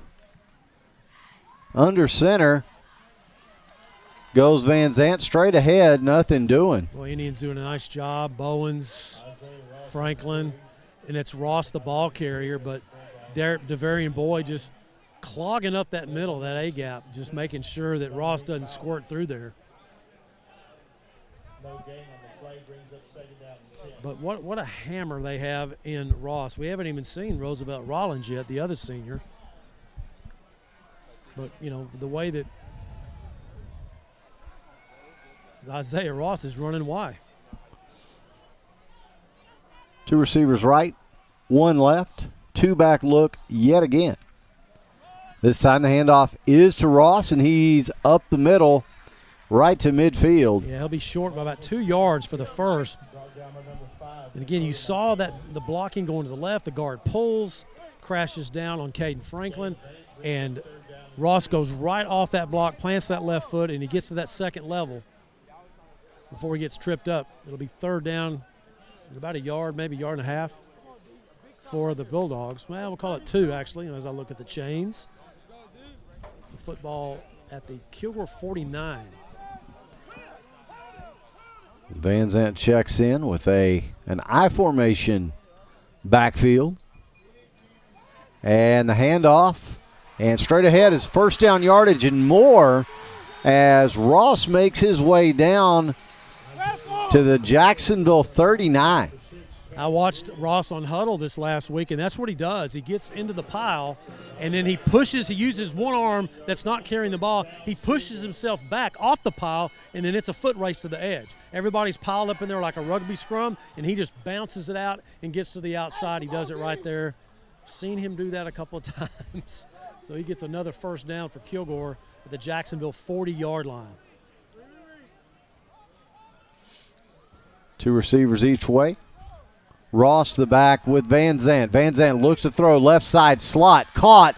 Good blocking, and they're going to score.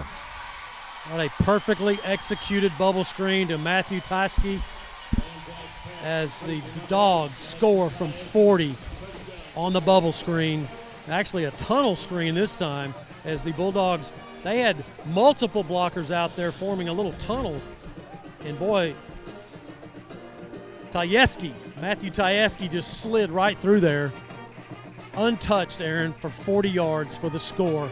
13-0 Bulldogs with the extra point attempt now by Leo Gazwire. Of course, the extra point brought to you by our friends at Neighbors Coffee, downtown Jacksonville. Kick is on the way and good. So with 7:01 to go here in the first half, score now Kilgore 14, Jacksonville nothing. We'll take a short break and come back for more Fighting Indian football on JHS-sports.com. Community is not just a place. It's not just people who live nearby or the name on a city limit sign. No, community is pride. It's support. It's showing up when you're needed without being asked. Community is knowing that you're not alone. It's sharing burdens and successes. Community is beautiful, and community is strong.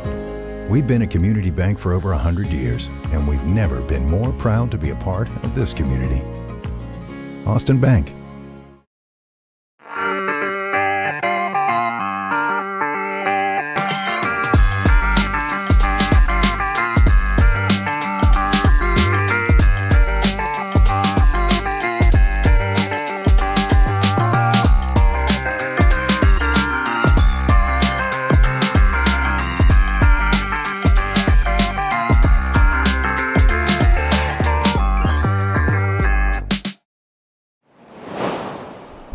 We're back live at R.E. St. John Stadium here in Kilgore. 7:01 to go here first half. Kilgore up now by a score of 14-0. And Jacksonville, Matt, needing a score on this drive in a big way.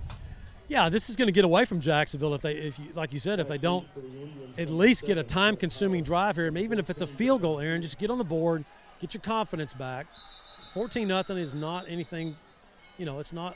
Oh, wait a minute. Now, Kilgore, after setting up on the kickoff, they're calling a timeout. Yeah, you don't see that very often. They must have had something that they didn't like. Matt, while they take the break, we'll talk about the unusual circumstance in District 9 4A Division I that we were just discussing in the break. That's wild. There's already a game that's gone final today as Chapel Hill beat Palestine 42-21 in a game that started in Chapel Hill at 3:30 this afternoon due to lighting issues over there at Bulldog Stadium. Oh, man, I'm surprised. I mean, I think that they redid that stadium a few years ago. I don't think they've redone the whole thing. We know they haven't redone the press box. But, man, I mean, got to check that stuff out. As you said, it was a perfect afternoon to do it. Well, I mean, it's a lot better than it would have been last Friday in doing it. Yeah, absolutely. It was so hot. It was a perfect day today to play that game. So that's crazy. You already got a final, 42-21 Chapel Hill. As I think the Bulldogs were off last week. So they're 1-0 and Palestine's 0-2. 0-2. Tip of the cap to Melissa Vining, who chimed in on Facebook with that update. So Devin McEwen dropping back for Jacksonville. And now they're changing. Look at this. I like that. See if the kicker saw that. McEwen jumps up to the front. Moving McEwen up to the front line. It looks like they did, because now they'll kick it out of the back of the end zone. It wouldn't have mattered. Trent Powell was back, and he was wanting that ball to go into the end zone, and it did, barely. I mean, it barely went into the end zone. Almost a live ball. Trent kind of looked back and went, uh-oh, I may have to go get this one. But, yeah, Skylar Whitaker was the up back who caught the prior kickoff from Kilgore on the pop-up. And right before the kicker for Kilgore, Leo Zaguire, stepped up there. They switched, and Devin was now the up guy, but they kicked it to the other side. They know where 14 is. By the way, Devin McEwen is 8 yards away from the all-time receiving yardage record for Jacksonville.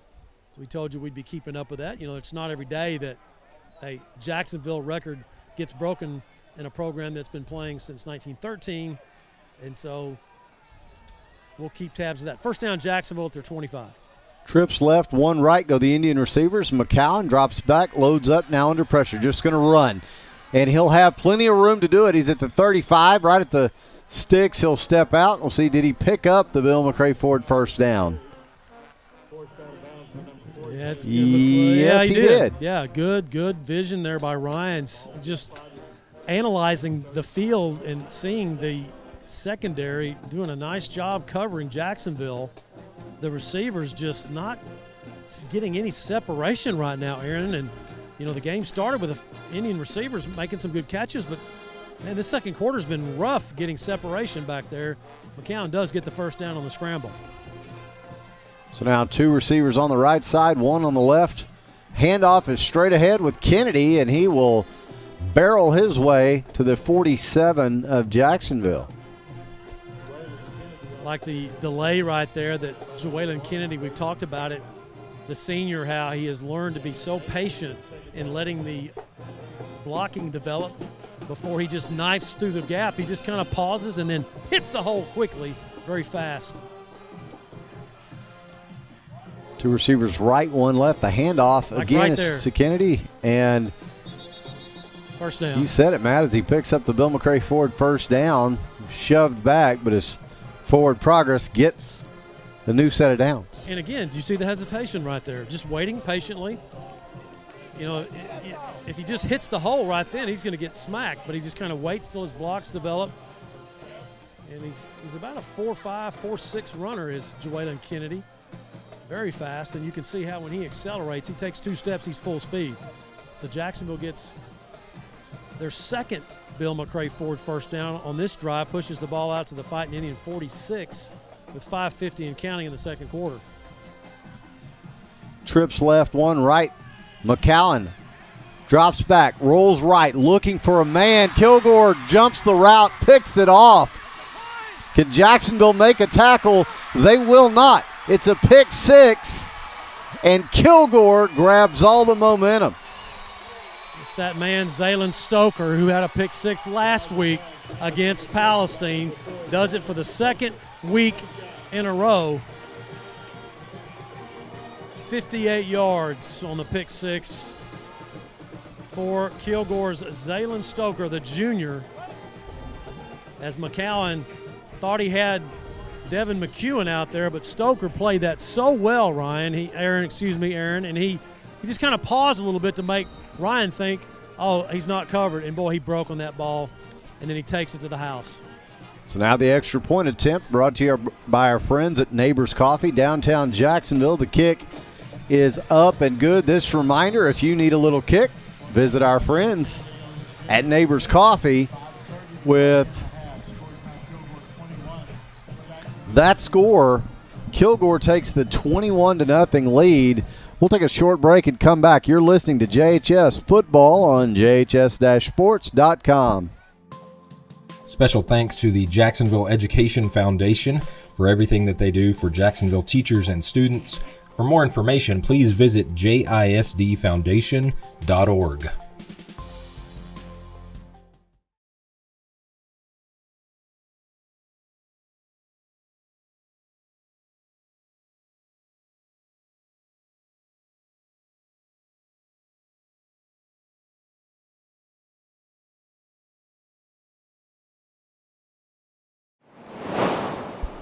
And we're back live at R.E. St. John Memorial Stadium in Kilgore, where the home team has opened up a 3-score lead, Matt, with a pick 6. And that's how quick this Kilgore defense can strike. You talk about the offense and what they can do, but we knew coming in this Kilgore defense would be a handful. Well, they shut Palestine out last week 32-0. And, of course, today in that day game between Chapel and Palestine, the Wildcats scored 21.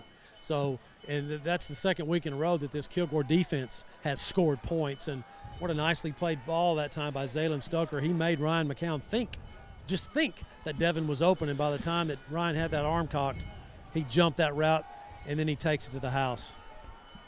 So now the kickoff is going to be fielded cleanly this time by Jermaine Taylor, and he will make his way up to the Jacksonville 35.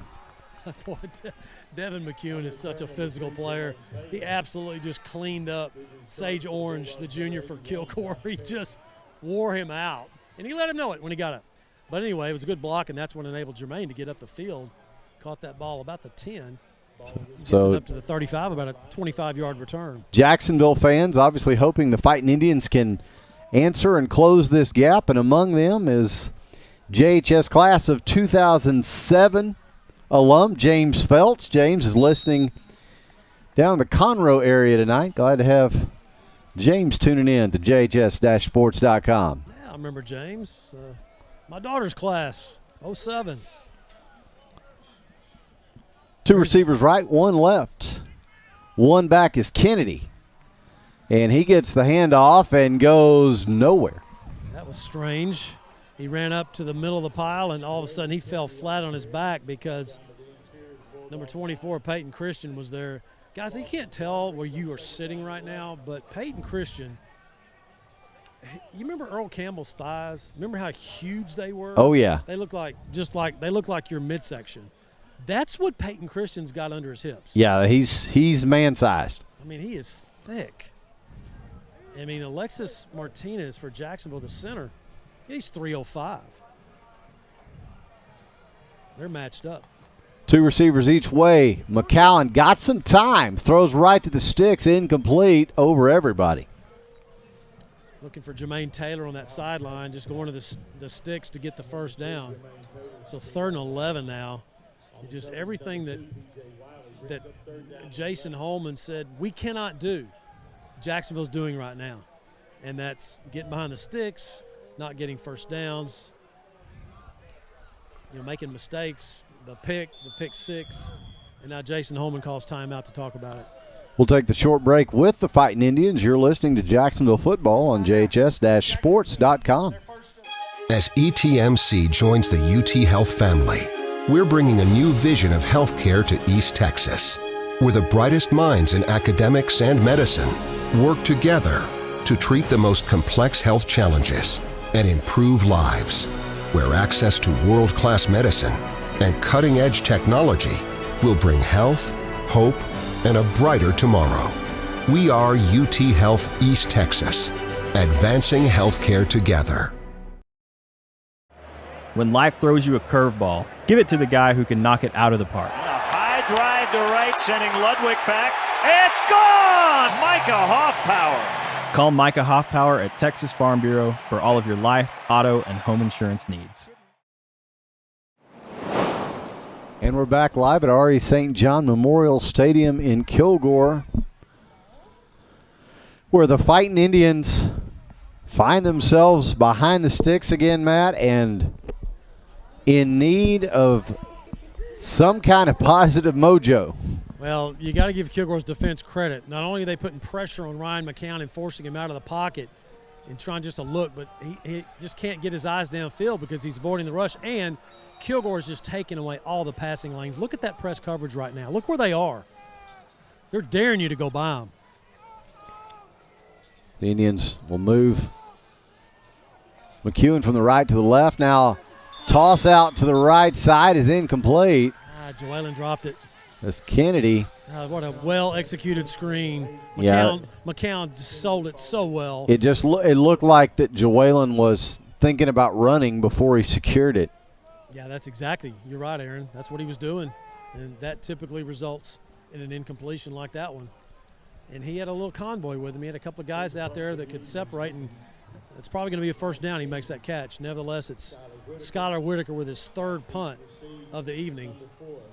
So now if you're Jacksonville, man, you just want to get out of this half right here and go in and talk about some things and keep them off the board in this last 4:31 of the second quarter. So Whitaker pops this one up to the far side. Not a very good kick. Well, he had pressure. He had to get rid of it. He had to turn sideways or he's going to get that blocked. So Kilgore starts with a short field. And if you're Jacksonville, as you said, Matt, you just need to make a stop here. You don't want this margin getting any bigger heading into the half, especially considering the fact that Kilgore gets the ball to begin the second half. Yeah, I mean, it's not insurmountable. I mean, last week, Jacksonville, they scored 24 points in the second half against Athens. So, I mean, you're down 21, but you've got to get some stops, and you got to quit making mistakes on offense, like drop passes, interceptions, those things that kind of will hurt you. Kilgore back to the two-back look with Van Zant faking a handoff and putting it up deep along the left side, and big catch, big first down. Caught it. Matthew Taieski with the catch. He had the 40-yard touchdown a moment ago, and he got 1 foot in. Not bad coverage by John Johnson over here for Jacksonville. He was all over him, but he had 1 foot in and just reached up and got it. And now Kilgore's knocking on the door at the Jacksonville 22-yard line, first down, as the clock will stop at 4:15. And Aaron, if you're Jacksonville, you're really about to get behind the 8 ball here if you don't get a stop. Kilgore knocking on the door of the Jacksonville red zone once again. Handoff is to Ross. Straight ahead he goes, and he powers his way down into the red zone, down to the Jacksonville 13. Yeah, he picks up 9 yards. 2nd and 1. Ugh. That's that second level. I mean, you saw when he got past that line of scrimmage, he runs so downhill, does Isaiah Ross. And I know I sound like, man, why are you singing this guy's praises so much? He's just a good football player that Jacksonville is going to have to figure out a way to stop him if they want to stay in this ball game.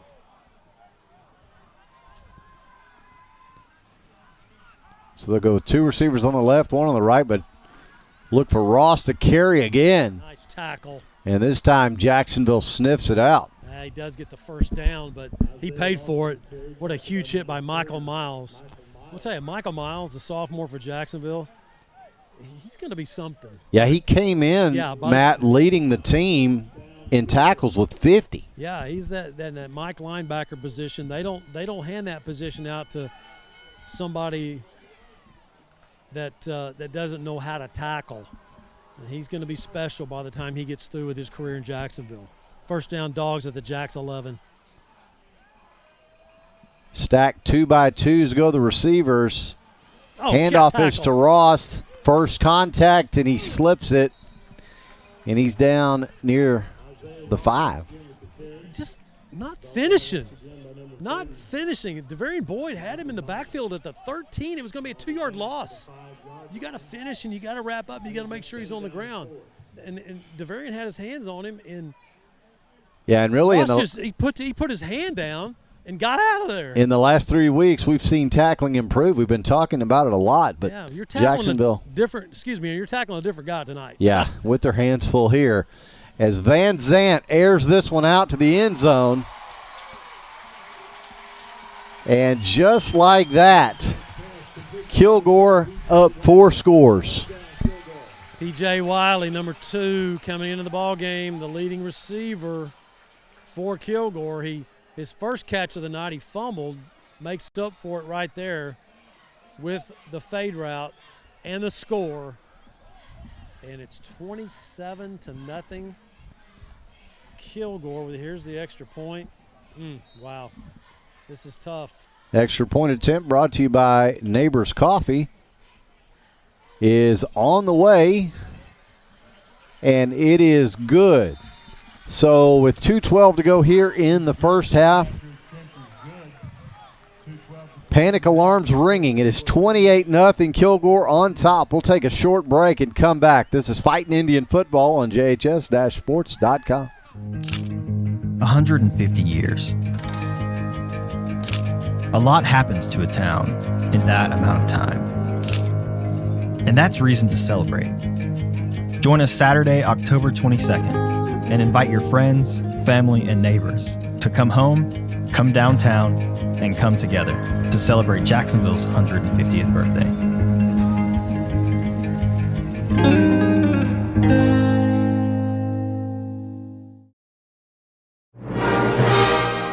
For the past 40 years, Swink Studio of Dance in Jacksonville has provided instruction in classical ballet, tap, jazz, hip-hop, and contemporary dance styles for students age 4 through high school. Select classes for adults and award-winning competition teams are also available. For more information or to enroll a student, contact the studio today and let's dance.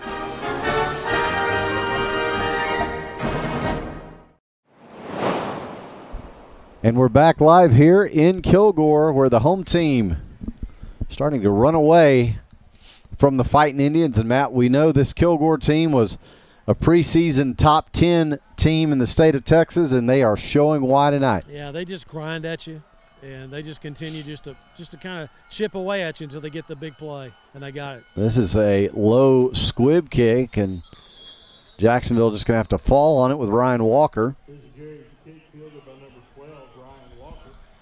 So if you're Jacksonville, like I said a minute ago, you just want to get out of the half.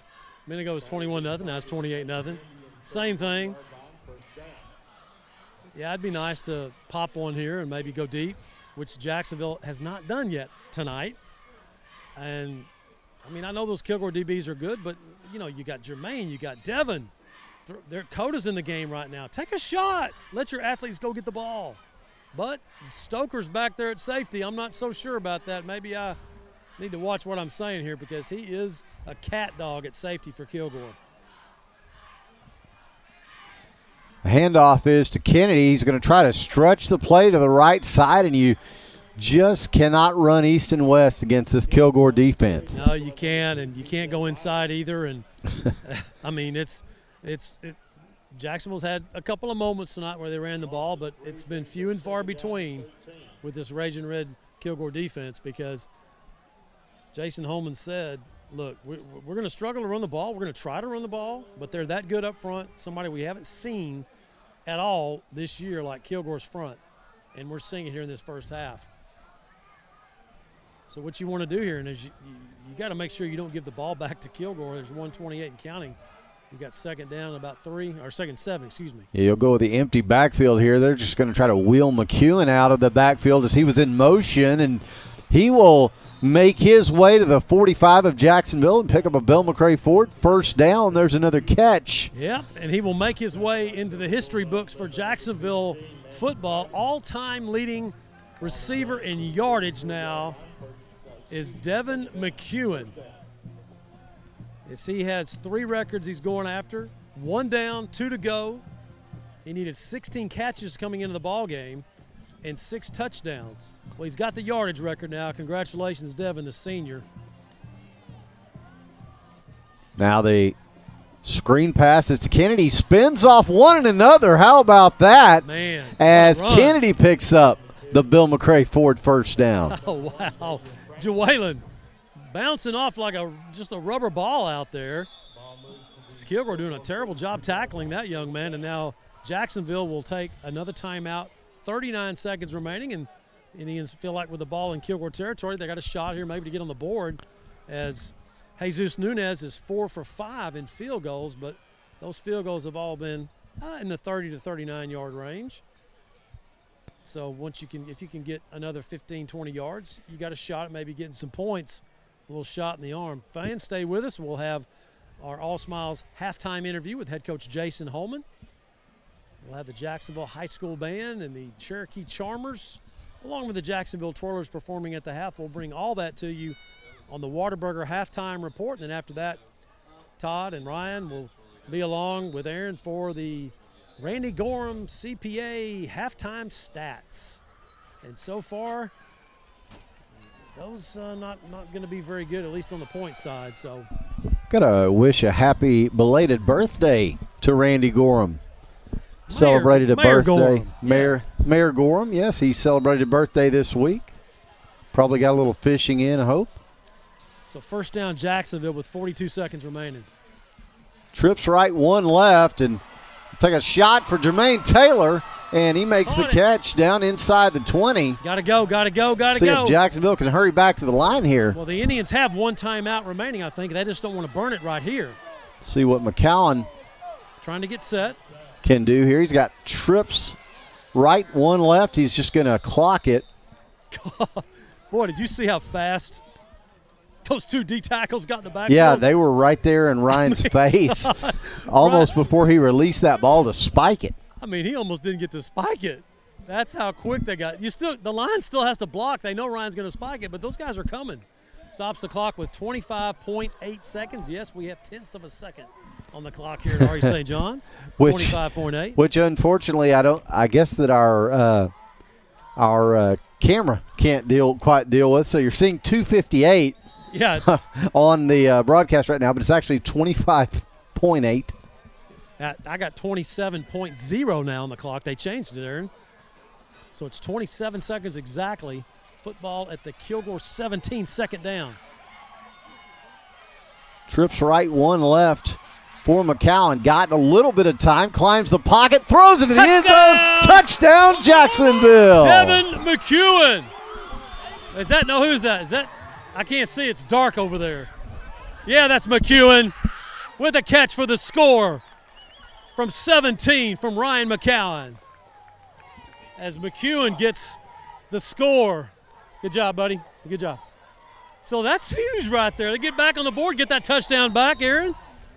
You like to see him finish that strong. Here's the extra point by Jesus. The extra point attempt brought to you by Neighbors Coffee in downtown Jacksonville. The kick from Nunez is up and good. So just seconds before halftime, Jacksonville on the board. The score now, Kilgore 28, Jacksonville 7. We'll take a short break and come back for more Fighting Indian football on JHS-sports.com. Since 2004, Legends Old Time Burger Cafe has been the home of Jacksonville's best old-fashioned hamburgers. Hand-battered chicken strips, chicken fried steak, fries, and onion rings are the best around. Legends, home of Jacksonville's best old-fashioned hamburger. Congratulations is Jacksonville's source for a full line of awards and engraving services. But we don't stop there. You'll want to check out our examples of creative personalized gifts too. Congratulations also serves East Texas as a promotional products dealer. We are passionate about sourcing just the right items. With our laser capabilities, we can also design and install acrylic signage or graphics. Want to see samples of our work? Go no further than the Tomato Bowl entry. We're especially proud of the arrowheads. Visit Congratulations Showroom or website soon, and let's make something amazing together. That 100% beef Whataburger takes two hands and all of your attention. So yeah, now's the time to sneak that fry. Good thing there's plenty to savor. Good thing there's Whataburger. And we're back live at RE St. John Memorial Stadium in Kilgore, where Jacksonville has just gotten on the board just before halftime here. As score now Kilgore 28, Jacksonville 7, and who else when you need a score, Matt, but Devin McEwen? Well, he's right there. Great patience shown by Ryan McCown. Good protection. The offensive line formed a nice pocket for him. He stepped up in there, and then he just floated it over the top of the cornerback's head as Devin McEwen got alone in the end zone. Jacksonville's on the board. And here's a squib kick, a nice high bounce, fielded cleanly, though, by the Kilgore return man. Jacksonville needs to make the tackle. They do. We do apologize to our viewers. Devin made that touchdown catch in the one corner of the end zone that, unfortunately, thanks to the press box, we can't quite get to with a camera. Some things are out of your control. Yeah. The weather. Ryan did the weather, his the best, referee, the did size Ryan of the Travis, but yeah, the weather, the referees, the size of the press box, all those things. You just can't control some things, you know. So here's Kilgore with 14 seconds. Some guy once and they're said, going to just run the clock out. You can't always get what you want. I heard that. Mick. So Kilgore in preservation mode here. We'll get Jason Holman's comments as he comes off the field. That's going to be the end of this first half, but a score that Jacksonville gave up that seemed to be a nail in the coffin. They get right back on the touchdown to Devin McEwen. So still possible. Let's see what kind of changes Jacksonville can possibly make in the second half. They got to stop Isaiah Ross, I'll tell you that. But, man, you've got to get open and some separation from your receivers more besides just Devin McEwen. So Coach Holman still de-miking and everything. Let's get his comments right here. Coach, that touchdown really could step out here. That touchdown really helped at the end, but, boy, they are just pounding the rock. They are taking your receivers. They're getting in the passing lanes and putting a lot of pressure on Ryan McCown as well. You knew that was going to happen. They just good up front. Yeah, well, we got to settle into something. We're not very comfortable offensively, clearly. We got to settle into something. We got to go to work. We got to get back to some things that we know how to do and do well, and we got to challenge them up front. You know, I mean, we can't just dismiss them. They're good up front, but if we'll fit up and we'll block, we'll have some chances. So we got to get back to basics. Coach, defensively, your players are in position to make the play a lot of times, and they just haven't tackled a running back, I don't think, yet, like this guy, about getting into the ground. That, to me, has been a key because he's been in the backfield, tackled in the backfield a couple of times and just kind of let him get out of it. Yeah, you know, we got to run our feet, got to wrap up. But, you know, there again, we got to get back to what we were doing previously, complimenting each other on both sides of the ball. When you're stressing one side, they're good enough to make plays. So we got to limit their possessions. Coach, thanks. Thank you. Head coach Jason Holman on the All Smiles halftime report. Guys, let's take a break. We'll come back, and you guys can take a break, and I'll have the halftime show here by the Jacksonville High School band, Charmers, drill team, twirlers, everybody. All right, so after short break to hear from our sponsors, we'll be back. This is the Whataburger halftime report on JHS-sports.com. Dr. Darwin Dar and his staff at Dar Chiropractic specialize in family chiropractic care, exercise rehab, digital x-rays, nutrition and weight loss programs, decompression, and chiropractic wellness care. Located down the street from the Tomato Bowl, Dar Chiropractic. They can help you feel better. Since 1953, Hubert Glass Oil has been serving East Texans the finest automotive fuels and lubricants.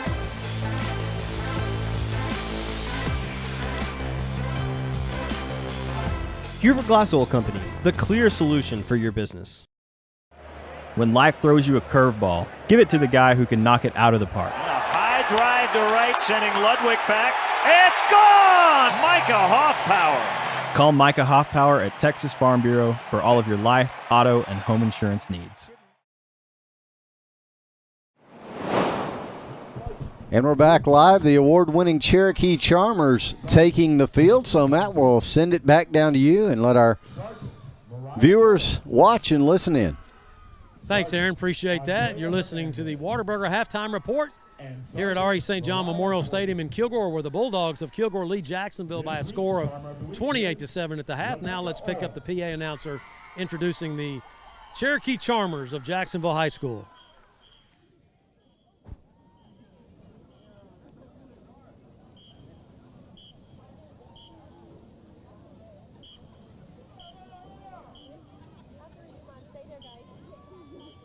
Watch now as the Charmers perform an exciting palm routine to Good For You.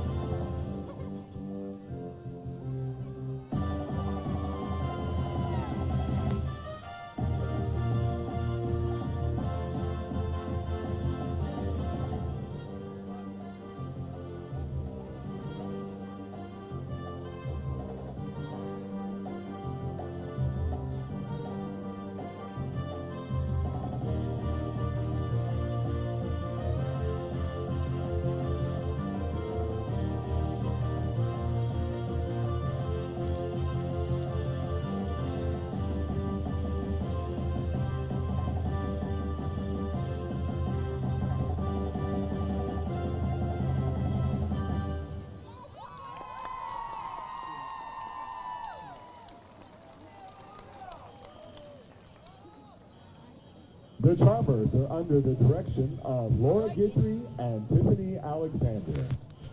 Ladies and gentlemen, the award-winning Cherokee Charmers.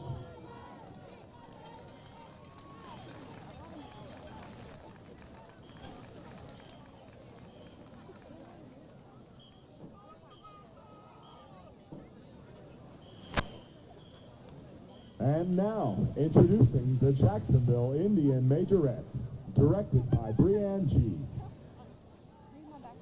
Twirler officers for 2022-23 are Junior Lieutenant Natalie Joseph, Senior Lieutenant Janiyah Swindell, First Lieutenant Ellie Berry, and Captain Lauren Gluck. Twirler of the week is Abby Barrier. Watch now as the twirlers perform a two-baton routine to the weekend's hit, Save Your Tears.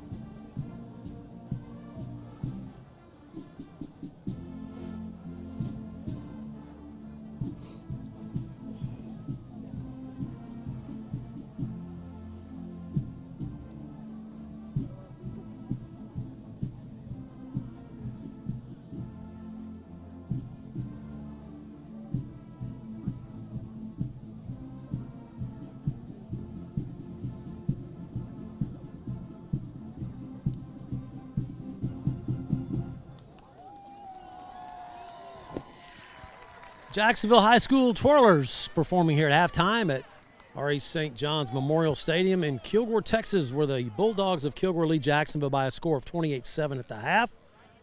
You're watching the Whataburger halftime report as the Jacksonville High School band, under the direction of Donnie Barrier, get set to perform their halftime performance. Let's listen in to the PA announcer as they are introduced.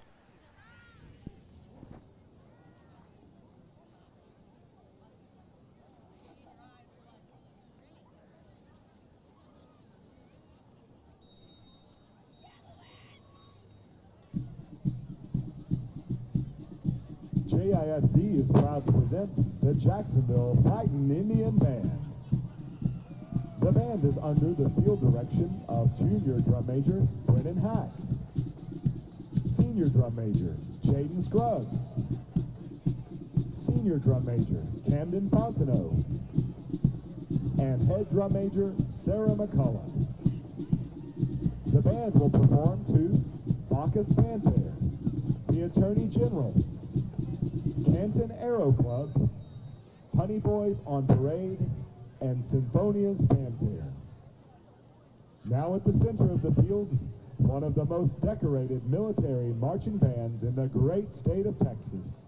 That classic look, that awesome sound, that cry heard across the land. The Jacksonville Fightin' Indian Band.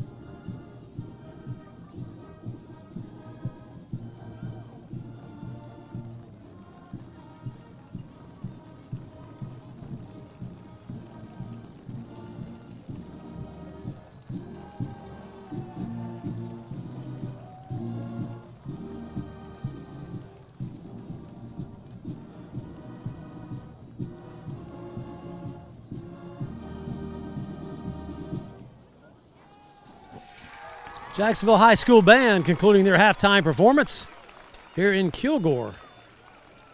It's halftime, 28-7, Kilgore with a lead. Of Donnie Barrier, Preston Parker, Preston Long, Catherine Barrier, Kim Beard, and Brianne G.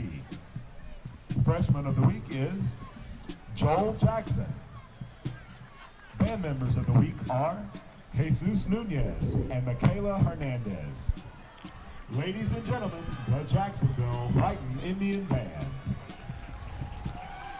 Well, that'll conclude the Jacksonville performance at the half. Guys, I'm going to toss it back up to you for Randy Gorham halftime stats. Let's see how those look.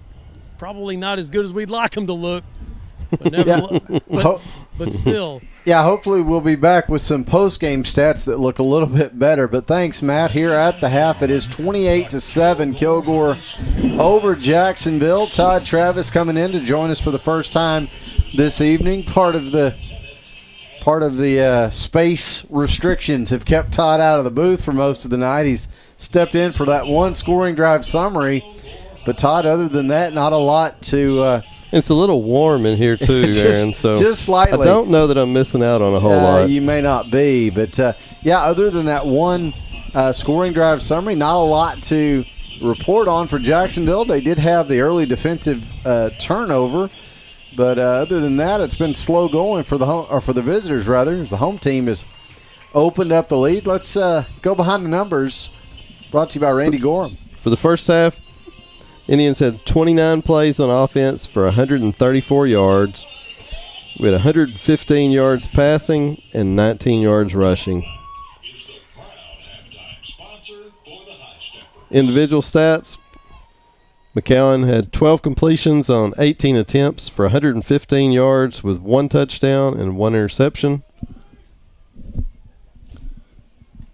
Rushing, Kennedy had 8 carries for 15 yards, and McCowan had 3 carries for 4 yards.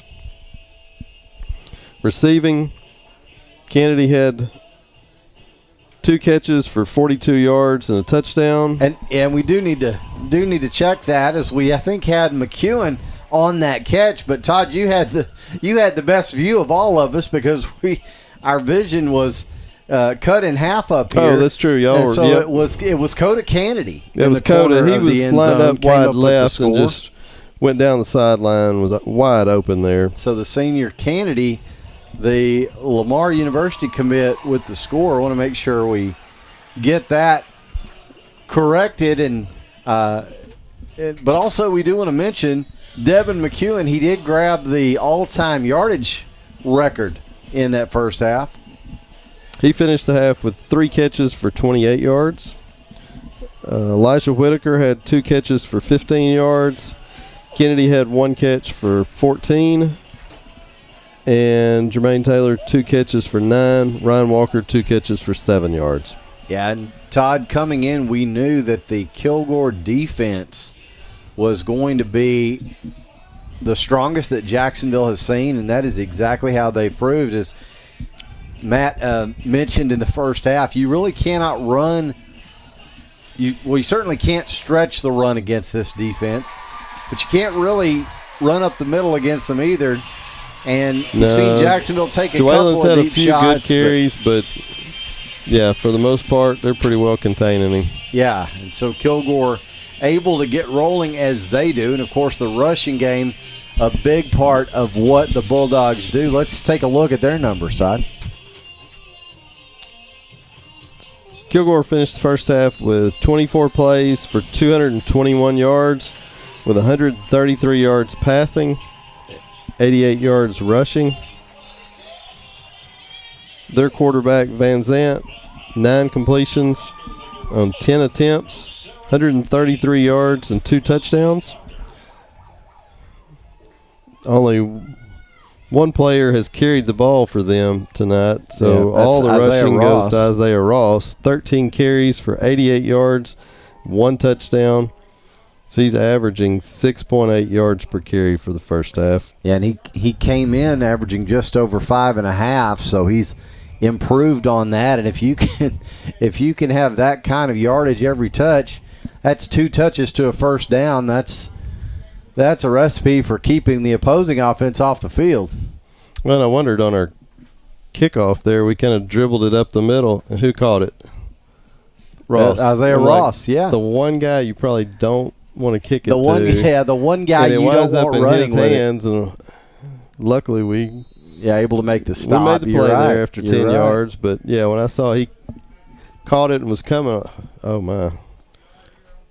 Receiving, number 8, 4 catches for 96 yards and a touchdown. That's Matthew Tyeski, okay.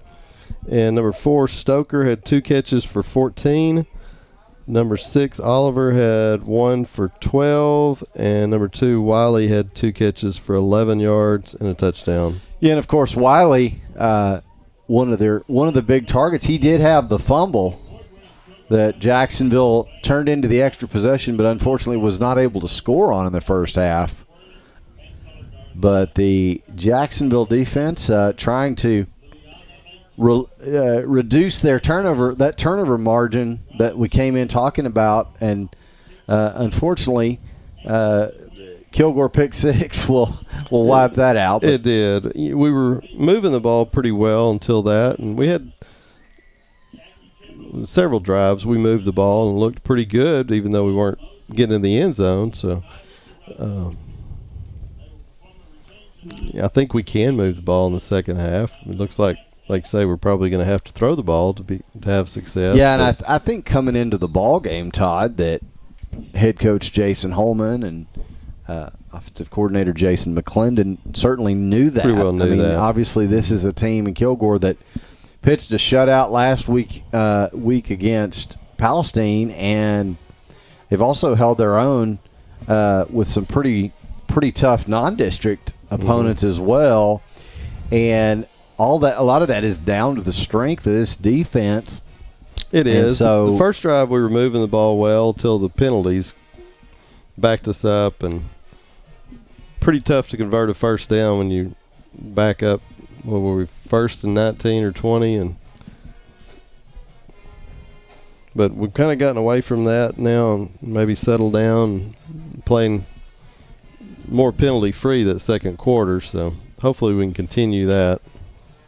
Yeah, I mean, if you're Jacksonville, obviously down 3 scores, you certainly cannot beat yourself in the second half when you're going to have to make the big comeback, and a lot of that's going to be, as you said, Todd, is going to rely on Ryan McCowan putting the ball in the air, Jacksonville being smart with the ball, and part of that too is just not making turnovers, but also not committing avoidable penalties, and among those, one of the kind of big, the sort of big red flags as you look back over the first few ball games has been those early jumps, especially by the receivers. And when you're up against a defense like Kilgore, and you want to get off the line, you want to get that advantage and try to get open for McCowan. And I think we only had one false start. There was one. Half. Yeah, there was one. We're holding penalties, and so right, and so Jacksonville just needs to watch those avoidable, those things that involve watching the ball and so forth. But the big things, like Coach Holman were talking right there at the end of the half, we just got to tackle. We got to make the play. And we're meeting them close to the line of scrimmage there, or behind the line, but we got to wrap up and really hold on. Yeah, that's right. And I know y'all were talking in pregame on your trip over about how the tackling has improved week to week for Jacksonville. We've been playing well defensively. But as Matt reminded us in the first half, we weren't playing Kilgore, in those ball games. And so, Jacksonville certainly going to have their work cut out for them, down 28-7 in the second half and kicking off to Kilgore. So the Fighting Indian defense will be tested right out of the gate. We'd like to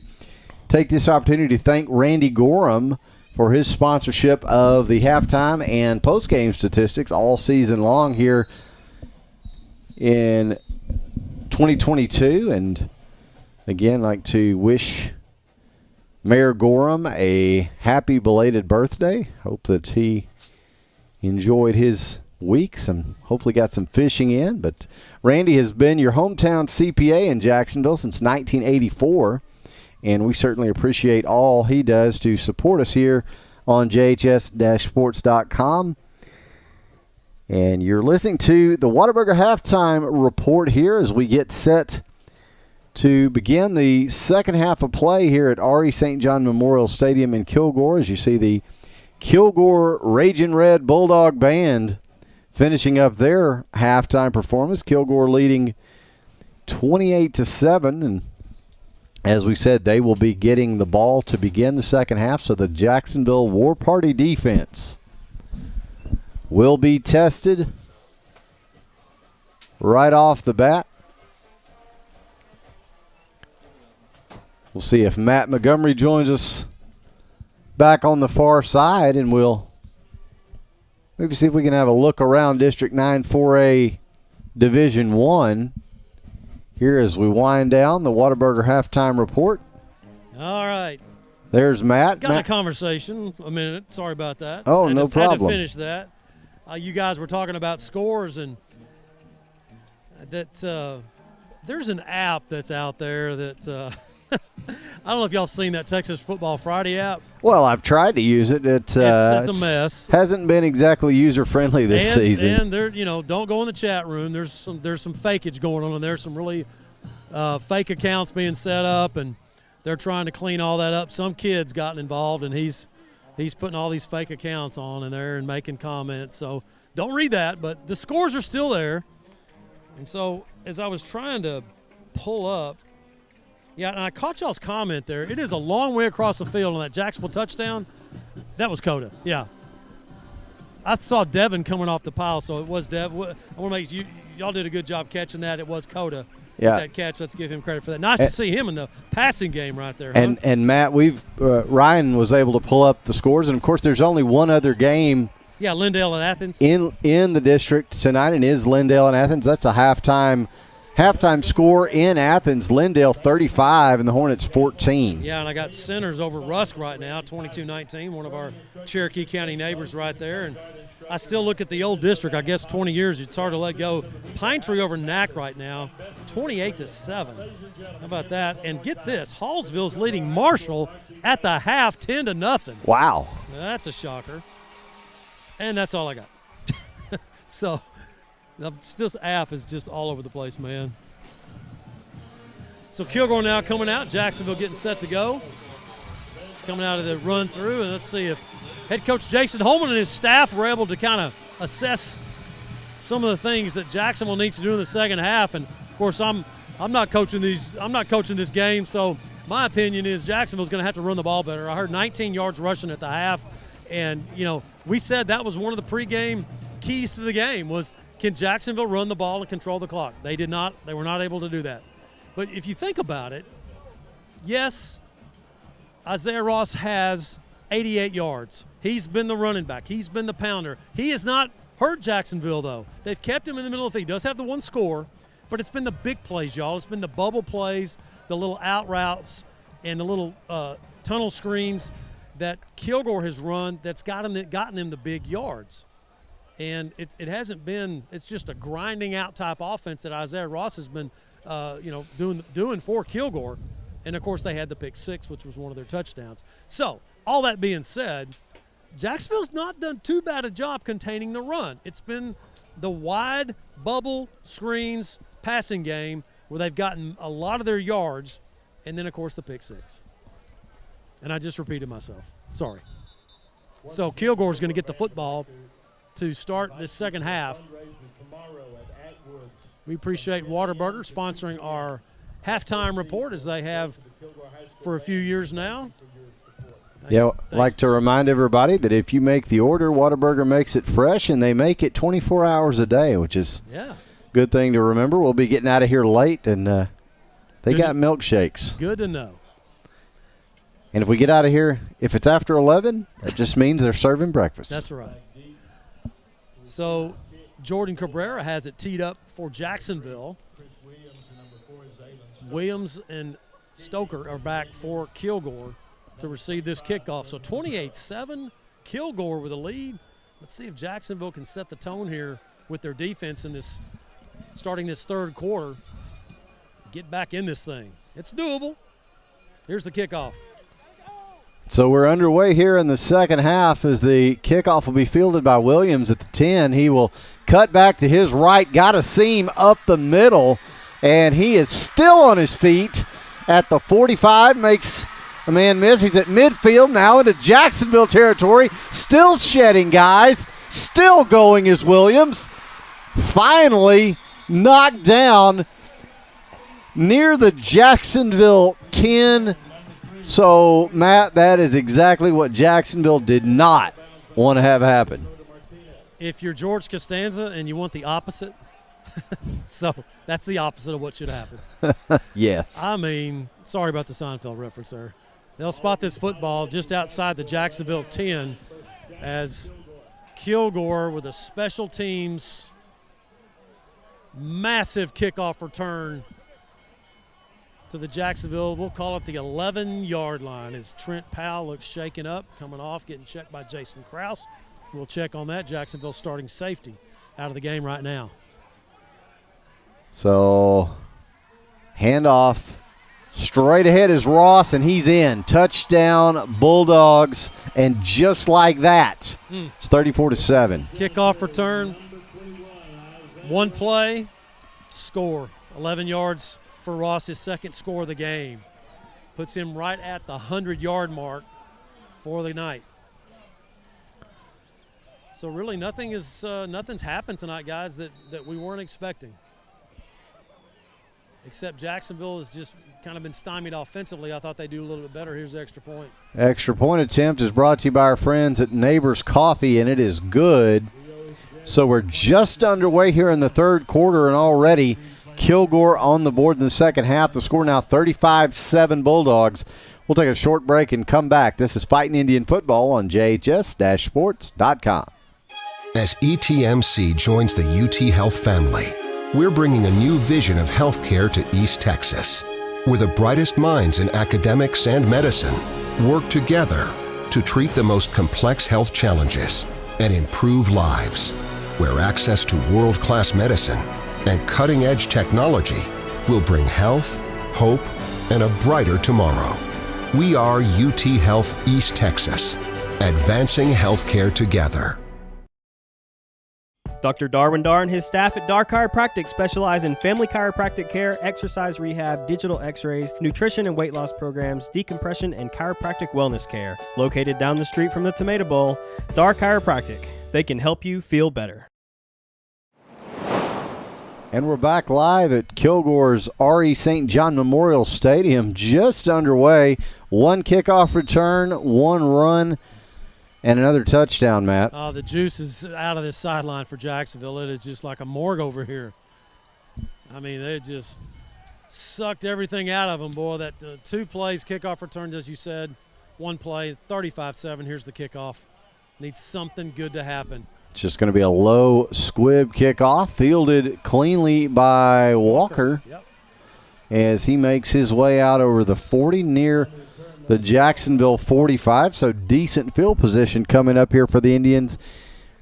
And if you are Jacksonville, you got to go. Well, you know, there's no 28 point plays, okay? I mean, you just have to chip away here. And you got to get a stop, obviously, defensively. But your offense needs to pick up your defense right here. Pick up the defense, go down and get a score. Coda's checked in at receiver. Glad to see that. He's got a touchdown catch in the ball game from 17 from Ryan. Got doubles to the right with Jermaine and Devin, and Jawalen in the backfield with Ryan. And then Walker, there's motion. What is this? It's McEwen went in motion. He was going from the right side to the left. They're going to call a false start on Jacksonville. Yeah, it looks like I didn't get the number, but I think it was one of the offensive linemen. All I heard by the end of it was an 8. Yeah, the referee's microphone cut out. Yeah, I think it may have been Alexis. He's 78, so nevertheless, it's 1st and 15. So now McEwen goes back in motion. The handoff goes to Kennedy. They try a little misdirection with the motion there, but Kilgore not fooled, and they stay with Kennedy. It's so tough to run between those tackles. There's Hagan Ray and Dials and Alexis. They got their work cut out for them, man. Ferguson. I mean, they're up against a D line that's got talent and size in spades. Just a physical Kilgore football team. Everything that we thought they were. 2 receivers each way for McCown. He fakes a handoff, does McCown, and a nice scamper and slide out near midfield. They'll mark him at the Jacksonville 48. Ryan checking that elbow on that slide into second base right there. That turf's rough. They get probably going to have a little burn there in the morning, but what a nice little run. It almost looked like a called play. We were talking about this turf before the game, looking pretty nice. Now, I was reading about R.E. St. John Stadium online, and it was through Kilgore College's website, and they indicated that this stadium got new turf in 2012. I don't know whether it's been turf since then or not. I don't think so. 2 each way go the receivers. This time, this one off the hands of Ryan Walker, just too tall. Man. That's the first down. Those are the plays you got to make. I'm going to buy a jugs machine, and we're going to put it down there on the field, and guys are going to catch passes all next summer. You know, we were talking a few weeks ago. There was a story out of Green Bay that the Packers have a jugs machine that can imitate any quarterback in the league. So that's what we need. Might need something that can mix things up. This is a tough snap for Skylar Whitaker, but he's able to pull it down and get away a decent kick that takes a Jacksonville bounce down inside the 15, still rolling, down to about the Kilgore 11. So good punt by Skylar. Like he's been recovered well. Yeah, he's been up and down. His first kick was not very good. His second one was good. His third one not good, and then that one was fantastic. So just kind of roller coaster ride for Skylar Whitaker tonight. So Trent Powell looks to be okay. He will check back in at safety for Jacksonville. Jermaine will check in at right corner. Here comes Thad Hoffpower in as well. So the Fighting Indians, good field position for their defense. They have Kilgore back on their 10-yard line. So Van Zant signals the play to his teammates. Now sends a man in motion from the right to the left, but he hands it off to Ross, who makes his way up the left side for a few. Wow, nice tackle there by Angel De La Luz for Jacksonville. He just stepped right in the gap and met Isaiah Ross, makes a nice tackle. Ross does pick up about 4, though. Ross just hits that hole so quickly. Like I said before the game, the first level I'm not worried about. It's when he gets to that second level, it's like trying to tackle a couple of fire hydrants. He's a very physical runner, runs angry, as we said earlier. So 2nd and 6 for Kilgore. So now Van Zant takes the snap, hands it off to Ross, who tries the middle, then pushes off, goes around the outside. He's got all kinds of room to run into Jacksonville territory. He's finally pushed out of bounds, but not before he gets a huge gain for a first down all the way down to the Jacksonville 49-yard line. 48 is where they'll 49 they'll spot him. Did you see the bounce? Yeah, he did. He ran it right to the middle. We talked about this earlier. Then he pushed himself off the pile and took it to the outside, didn't he? So apparently Ross stepped out of bounds at midfield, so they moved the ball back. But, he's so good at looking like he's going to go between the tackles, and he just kind of puts his hand on the waist of his right tackle right there, and he just pushes off of him and then just bends it and he just leaves everybody. So it looks like Kilgore's going to call a timeout right here. We'll take the short break with him and come back. You're watching Fighting Indian Football on JHS-Sports.com. Dr. Folden, Dr. Westbrook, Dr. Stocks, and their dental team at All Smiles provide a wide range of dental services. This includes cleanings, fillings, crowns, bridges, implants, and cosmetic dental care. Call and schedule your appointment at 903-586-0741. Hi, I'm Matt Montgomery. For the past 37 years, I've been helping people just like you get their financial ducks in a row. I'm a registered investment advisor and chartered financial consultant. We do portfolio management and comprehensive financial planning. Give me a call for a free consultation. 150 years. A lot happens to a town in that amount of time. And that's reason to celebrate. Join us Saturday, October 22nd, and invite your friends, family, and neighbors to come home, come downtown, and come together to celebrate Jacksonville's 150th birthday. We're back live at Kilgore's R.E. St. John Memorial Stadium. The Bulldogs have made their way into Fighting Indian territory once again. Van Zant looking to throw. He's going to load up, throw deep over the middle. Got his man, and they've got another touchdown. This time, again, is Matthew Tyeski. 49 yards. Van Zant to Tyeski. What is that, his third touchdown in the ball game? Or is that his second? Well, he had the tunnel screen for the score and then that one, so that's his second. As the Bulldogs now starting to make this look pretty easy on Jacksonville. Just a post route. Van Zant just waited, and just flipped it. Good route. So now the extra point attempt, which is brought to you by our friends at Neighbors Coffee in downtown Jacksonville. The kick is up, and it is good. So Kilgore widens the margin yet again. Lead is now Bulldogs 42, Fighting Indians 7. We'll take a short break and come back for more Jacksonville football on JHS-Sports.com. Gene Brumlow, class of 66, and his daughter Ann Farmer proudly support Jacksonville athletics. Come on over to the South Jackson Dairy Queen and get one of their world-famous blizzards. Dairy Queen, where happy tastes good. Tonight's game statistics are sponsored by Randy Gorham, CPA. Randy Gorham, CPA, the source for your accounting and income tax needs since 1984. Community is not just a place. It's not just people who live nearby or the name on a city limit sign. No, community is pride. It's support. It's showing up when you're needed without being asked. Community is knowing that you're not alone. It's sharing burdens and successes. Community is beautiful, and community is strong. We've been a community bank for over 100 years, and we've never been more proud to be a part of this community. Austin Bank.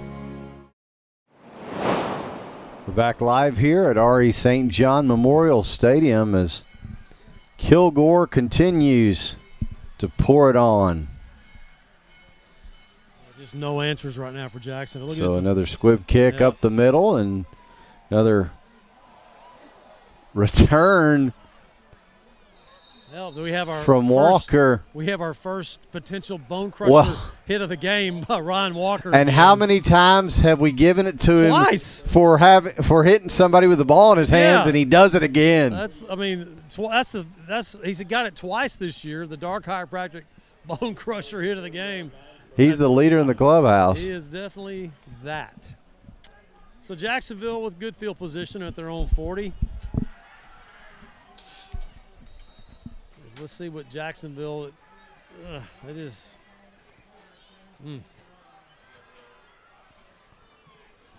At least you'd like to be trading touchdowns with them, but that hasn't been happening. So, two Indian receivers stacked up on the right. Walker over there as well. Kennedy is the back. They try a stretch play. He goes nowhere. A flag comes in. Comes in that holding area as P.J. Wiley is all over Joellen Kennedy. No gain on the play. Trying to stretch that was Joellen, and it's going to go against Jacksonville, it looks like, for a chop block. Yeah, that's all indications. Let's see what the There it is. Yeah, you can't double team a guy. One can't when you're engaged with a defensive player. When two offensive players are engaged with him, one can't hit him high and the other can't hit him low. Yeah, and DeAndre Dials just tried to gain that advantage there. And you can double team. There's nothing wrong with double teaming somebody, but you got to stay up high, both of you.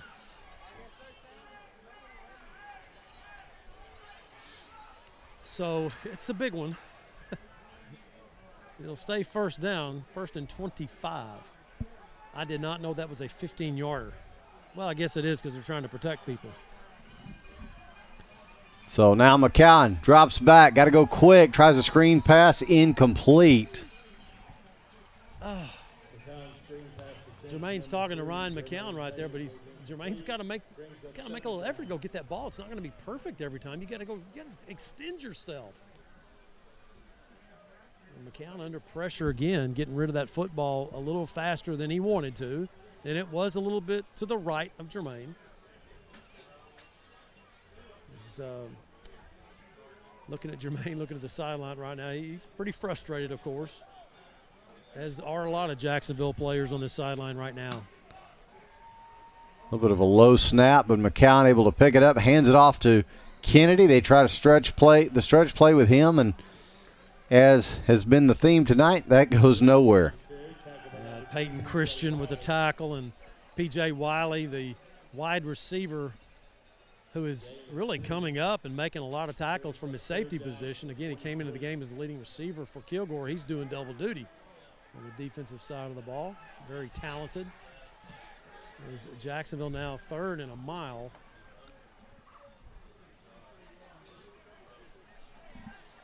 It's still 3rd and about 25, looks like. What's your 3rd and 25 play? Where's Devin McEwen? That's a good choice. Trips left, one right for McCowan. Stop and go. And he's going to throw deep, but incomplete.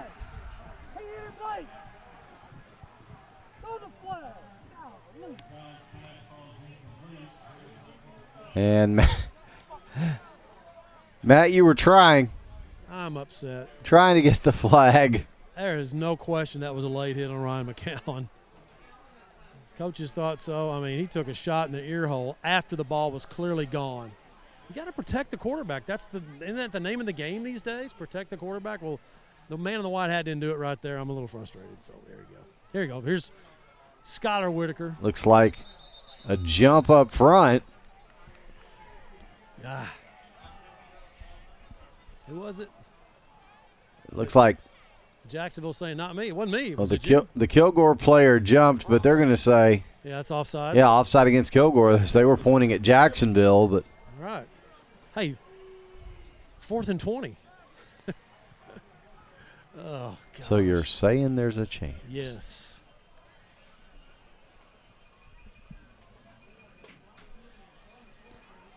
So we'll see if Whitaker can put back-to-back solid kicks together. He's had a hard time doing that tonight as he's been up and down. But the snap is good, and he gets away an end-to-end kick, but it hits just at the Kilgore 40. Roll out a little bit in Jacksonville's favor, but not a great kick. Boy, Kilgore was so close to blocking it. It was that man, Peyton Christian, number 24. I think if he extends himself right there, he gets it. He just said, I'll let that one go, because he got clearly through the protectors and got back there to Skylar. But give Skylar credit. I mean, he has stayed in there knowing those guys were coming. Gets off a decent punt. So, Aaron, this game's starting to drag a little bit. I mean, you're down 42-7, just looking for something good to happen. And it's a tough one, Matt, because Jacksonville came in with so much momentum. We've talked about the progress they've made, but we also knew nobody was Kilgore that Jacksonville had played to that point. Exactly. And so now another handoff to Ross, and Jacksonville's got to make a tackle.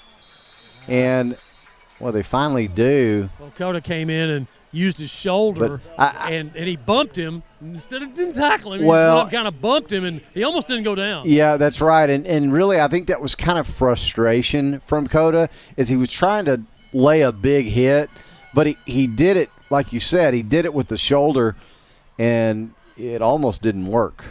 Jacksonville's missing Michael Miles. He came out, and I just noticed this. He's not on defense. He's in street clothes. Well, his pads are off, so he's out of the ball game. Michael Miles, the great linebacker, leading tackler for Jacksonville. That hurts. Came into the ball game with 50 tackles on the season. Here's a stretch play that goes nowhere as that war party finally gets multiple white jerseys to the ball. And that's the way to contain right there if you're Jacksonville. Carson Shoemaker getting to the edge. Bowen's in there as well.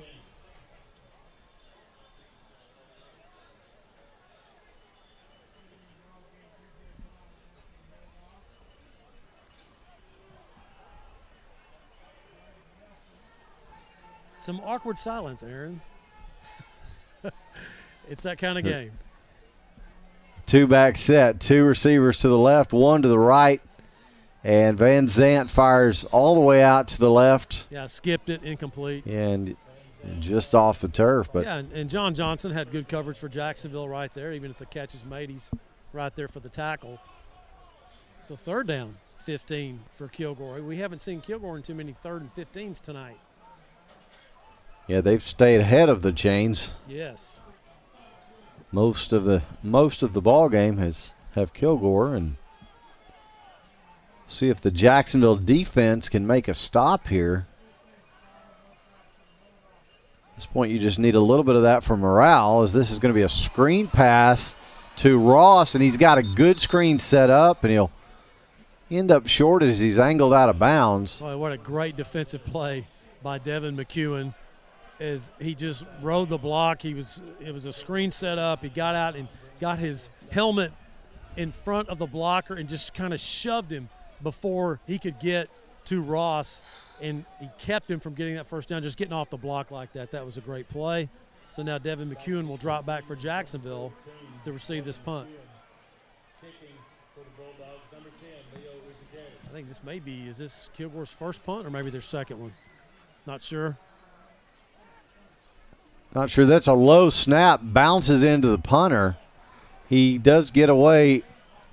Decent punt. It takes a bit of a Jacksonville bounce back towards Kilgore, so they just have to down it. Now Jacksonville going for the punt block right there. Coda Kennedy almost got there, stretched it out, just didn't get there just in time. So Jacksonville will get possession after getting a stop on Kilgore offensively, which has been few and far between tonight. The Bulldogs have 35 points offensively and 1 defensive score to give them their 42 points. So with 3:30 remaining in the third quarter, now it's about pride. This is what you got. This is where, hey, let's finish strong. I mean, you may be down 35, and the game may be over, but it isn't over. This is for the next game. This is getting ready for next week. Well, that's right, and it's only game 2 of district, so exactly. You've got finish strong and get some of your mojo back before the end of this ball game here. So we'll see the Indians with trips on the right, one on the left. The handoff is to Kennedy as he finally makes a little something out of a stretch play. First time, maybe about the first time we've seen that tonight. Yeah. I think he got to the edge a couple of times in the first quarter, but since then, Aaron, it's been nada. They've just shut down everything. As Jacksonville running behind Hagan Ray, that right tackle, and, of course, Ryan Walker at the H-back coming into motion. So trips left now for Jacksonville. We'll go under 3 minutes here in the third quarter. So you got one-on-one press coverage here with help over the top on Devin McEwen on the right side. See if McCowan goes that way. And instead, he'll just hand off straight ahead with Kennedy, and that'll be good for the Bill McRae Ford first down. Tough running back there by Joellen with some good blocking by Dials and Alexis up front. So 2:20 to go here in the third quarter at R.E. St. John Memorial in Kilgore, where it has been all Bulldogs tonight. By the way, I want you to tell me, you looked on the website, I want you to tell me at some point before the game's over, who was R.E. St. John's? Do you know? Well, I have to say Kilgore College didn't do a very good job with that because I you don't know either, huh? I don't know. Sounds like a pirate, R.E. St. John's. Do you know? No, I do not know. I really don't. See Here if we we go, can figure that out. A deep ball from Ryan McCowan. Just incomplete. Yeah, he didn't give him enough room on the sideline. Yeah, he just ran out of real estate there. On the right hash, throwing that ball down the sideline. Ryan's trying to keep it away from the free safety, and that would be Stoker. And you want to keep the ball away from Stoker from coming over the top. But Devin had the corner beat, no doubt. Just a little bit too much to the sideline, incomplete. So third down, 10 to go.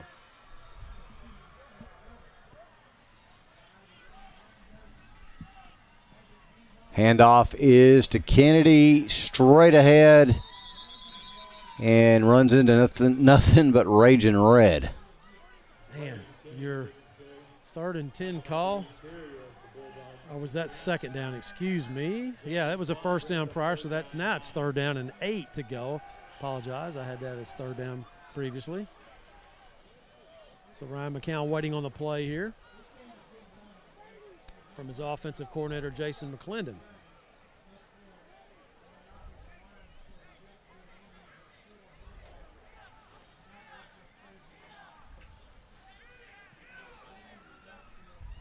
We go under a minute in this third quarter. So now McCowan going to load up. He's under pressure, rolling left, looking, and just having to fling it away. Kilgore wants a flag for grounding. They're going to get it, looks like. Oh, is there a flag? No, check that. That was just. Yeah, he was out of the tackle box. Yeah, he was out. Yeah, he was out, and he threw it past the line of scrimmage. They were just applauding the incompletion, but I think somebody on the sidelines. I think somebody on the sidelines caught it. Was a coach or is something. that what it was? Yeah. Okay. That's what they were applauding. Well, yeah. So here's Skylar Whitaker. Will be icing down that leg tonight. Yeah, I guess in a game like this, you can save your biggest cheers for your coaches that catch errant passes on the sidelines. This snap bounces into Whitaker, and he another nice one. Hits a high one. It should roll out in Jacksonville's favor, and it will, down inside of the Kilgore 30 and be down at about the 26. Well, you got to say, Skylar Whitaker, after that first bad punt, has really redeemed himself. He has really changed the field several times for Jacksonville with his punting. But your defense has got to get some stops, though, to go along with that. They got one last time.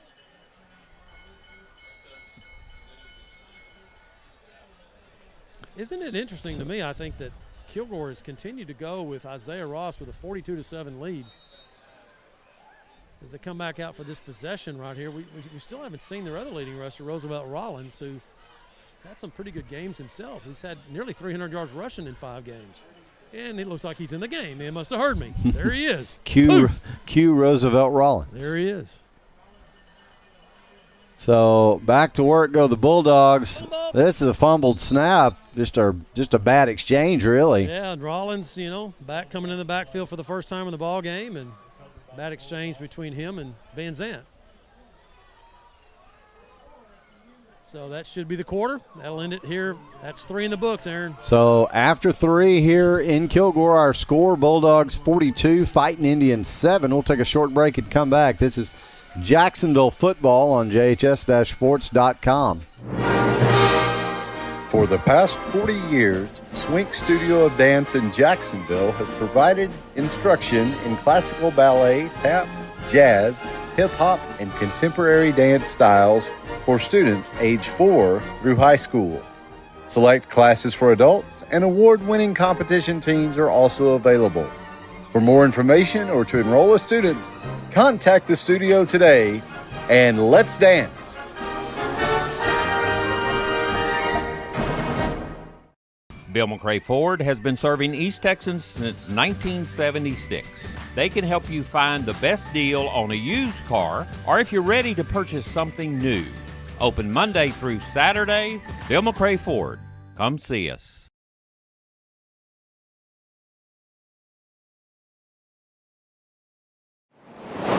And we're back live at R.E. St. John Memorial Stadium in Kilgore as we get set to begin the fourth quarter of a game that the Fighting Indians would like to forget, Matt. Yeah, it hadn't been a good night, let's face it. But you can finish strong.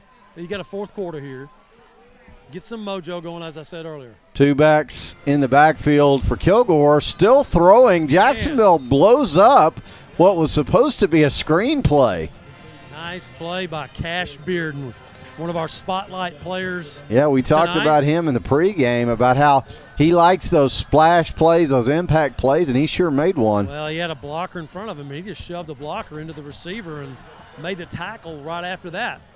It's a nice play by the senior Bearden for Jacksonville. So 3rd down, 17 to go for Kilgore.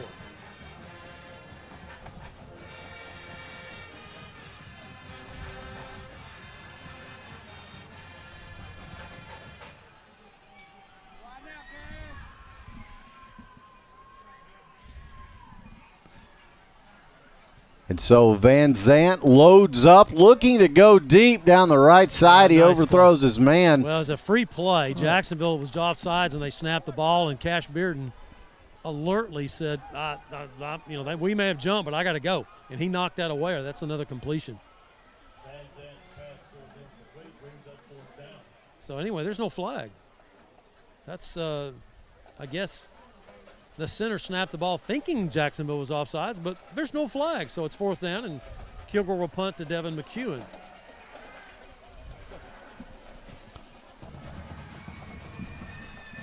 R.E. St. John was the head coach of Kilgore High School in the 1940s, but he left to serve the Navy in World War II.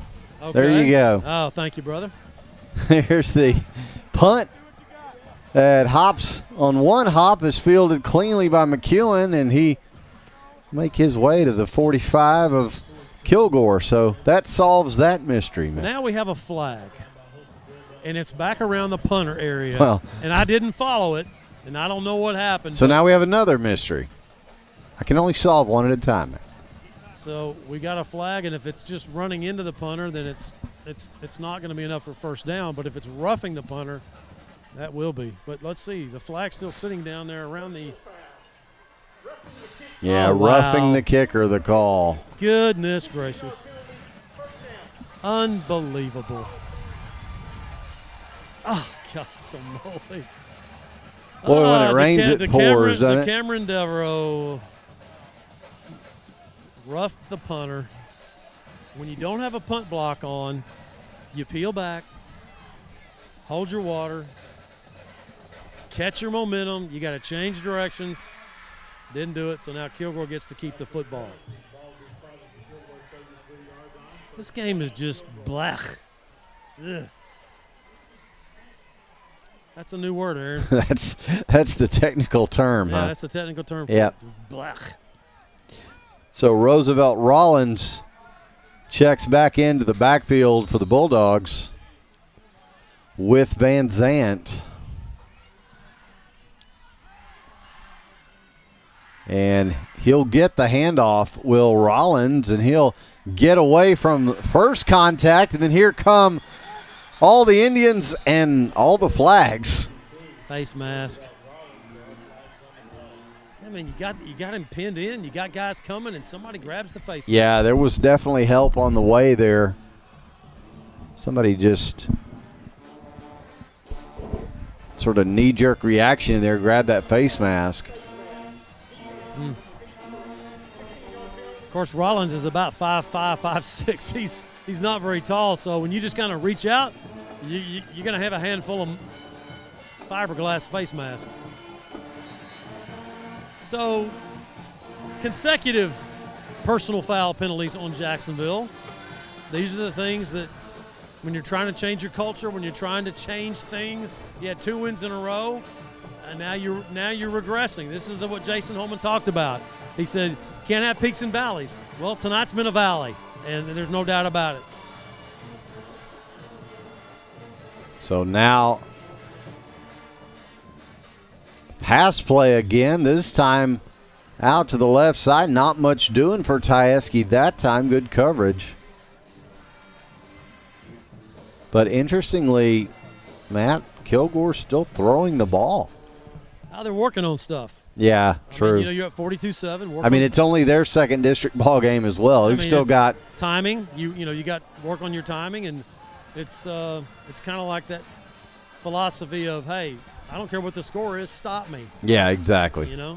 That's true. So now it's Rollins again, straight up the middle, and he bounces off first contact, and then finally dragged down by a group of Indians. Yeah, just keep pursuing, keep playing. Go toward the 8-minute mark remaining in the ball game.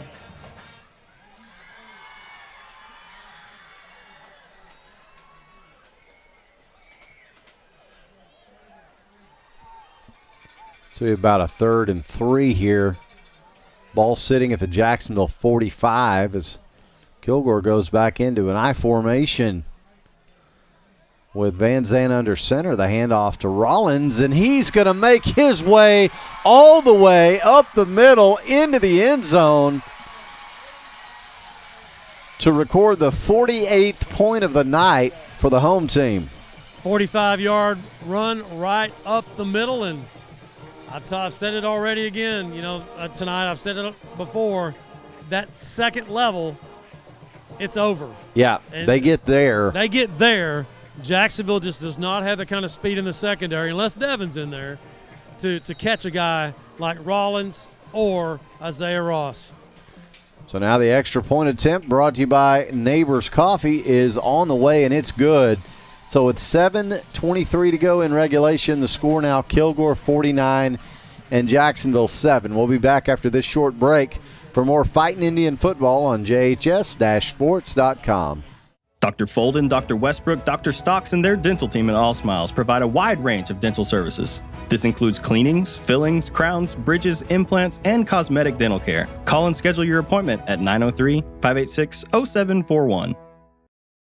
Bill McRae Ford has been serving East Texans since 1976. They can help you find the best deal on a used car, or if you're ready to purchase something new. Open Monday through Saturday. Bill McRae Ford. Come see us. Congratulations is Jacksonville's source for a full line of awards and engraving services. But we don't stop there. You'll want to check out our examples of creative personalized gifts too. Congratulations also serves East Texas as a promotional products dealer. We are passionate about sourcing just the right items. With our laser capabilities, we can also design and install acrylic signage or graphics. Want to see samples of our work? Go no further than the Tomato Bowl entry. We're especially proud of the arrowheads. Visit Congratulations Showroom or website soon, and let's make something amazing together. We're back live at R.E. St. John Memorial Stadium in Kilgore, where it has been all Bulldogs. They lead Jacksonville by a score of 49-7. Another squib kick up the middle, fielded again by Ryan Walker, and he is cut down. He lost the ball, and Kilgore has got it. And they're still, the return man's still on his feet, or the Bulldog who made the recovery and finally dragged down. Oh, here we go. Now some extracurriculars as Jacksonville's frustrations just starting to boil over here in a 49-7 ball game. Losing the cool.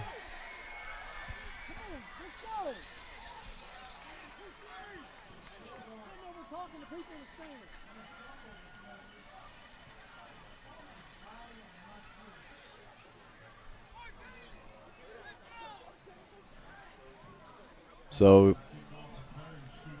Jacksonville just having to, as you said, Matt, just rein it in here. Just calm down. Calm down and try to, including me, try to get out of here. I mean, unscathed. We got a player sitting over talking to people in the stands. I'm sorry, I just got a little upset right there. He's got to be paying attention. He's supposed to be in the game. Frustrating. They're kids though. They're 16, 17. You know that happens. So Kilgore gets the fumble, another turnover. believe that's the third turnover for the Kilgore tonight. Had an interception, pick six, and 2 fumbles. Jacksonville has a fumble. So Kilgore back with a 2-back look. And the handoff is again to Rollins, and he's into the Jacksonville red zone. You know, there's something about breaking 50 that just is, you know, it's just doesn't feel good, you know. 40 in the 40s, I mean, that's not good either. But when you break 50, and that's what they're looking at right here. Yeah, Kilgore knocking on the door. As we go under 5:50 to go here in the ball game, Jacksonville will set their sights next week on a home date with the Chapel Hill Bulldogs. Chapel Hill, of course, opening their district slate earlier today, as we mentioned, with their win over Palestine in a game held this afternoon due to some lighting issues in Bulldog Stadium, but they'll bring their 1-0 district mark into Jacksonville's Tomato Bowl next week. Handoff this time again to Rollins, and he is in for the score. So there it is. Kilgore has broken 50.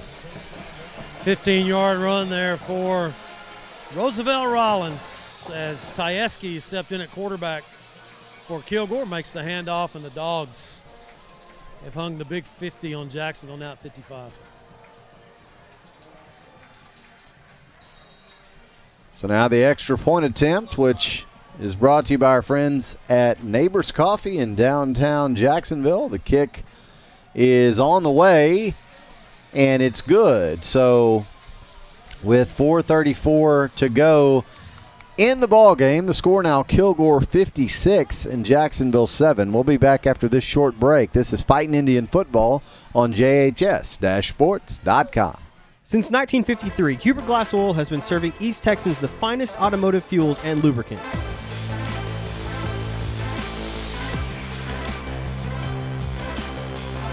Hubert Glass Oil Company, the clear solution for your business.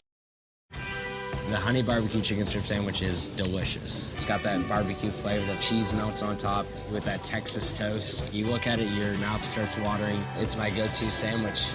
The honey barbecue chicken strip sandwich, that's my all-time favorite. Hi, I'm Matt Montgomery. For the past 37 years, I've been helping people just like you get their financial ducks in a row. I'm a registered investment advisor and chartered financial consultant. We do portfolio management and comprehensive financial planning. Give me a call for a free consultation. We're back live at R.E. St. John Memorial Stadium in Kilgore. Kilgore leading Jacksonville big now by a score of 56-7. Hey, Matt, this seems like a good time for some trivia. You got a trivia question? Yeah, I sure do. It's about Kilgore, though. All right. I mean, you know, when you win a state championship, you know, there should be some trivia about you, whether you're Jacksonville or the opponent is the one who won it. Let's get the kickoff and we'll do it. Sounds good. The kick is on the way. Another short squib, another chance for Ryan Walker to make a play and make some progress out over the 40 near the 45 of Jacksonville, and he's wrestled down there. On December 18, 2004, Kilgore won the state championship. Who did they beat?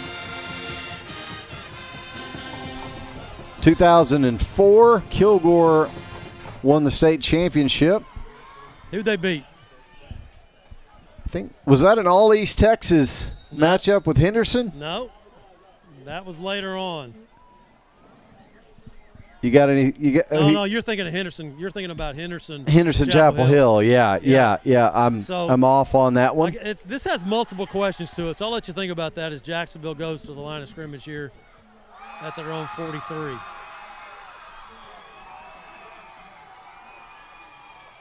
Jacksonville back to work. McCowan hands it off to Kennedy, and he tries to make his way up the A-gap, and as has been the case tonight, it's tough sledding.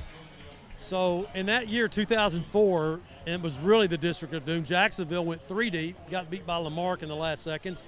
Marshall went to the state championship, got beat by Ennis, and Kilgore won the state championship in the next division.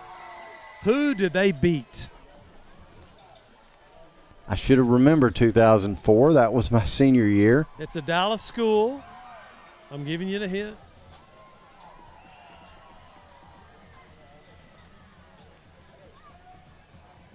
So Jacksonville back to work again. This time the handoff Kennedy is actually to Trent Powell. Oh, is that Powell? Yeah, Powell checked in. Yeah, he tried sure to stretch did. that to the left. Yep, Not good. much there for him. Good spot. Okay, Aaron, do you give? I give up. Dallas Lincoln. Wow. And how did they win? Did not remember that. And how did Kilgore win that game? This is what's the most unusual part of the thing. Not Dallas Lincoln, but how Kilgore won the state championship. Wait, now 2004, he done blocked it. He done blocked it. You're right. A walk-off block field goal. And I forgot the opponent, but. Yeah, after this play. Hang on, we got one more part to it. Handoff again is to Powell. So there's a current coach on the Kilgore coaching staff who was the blockee. He was the hero of the game. Do you remember his name? I do not.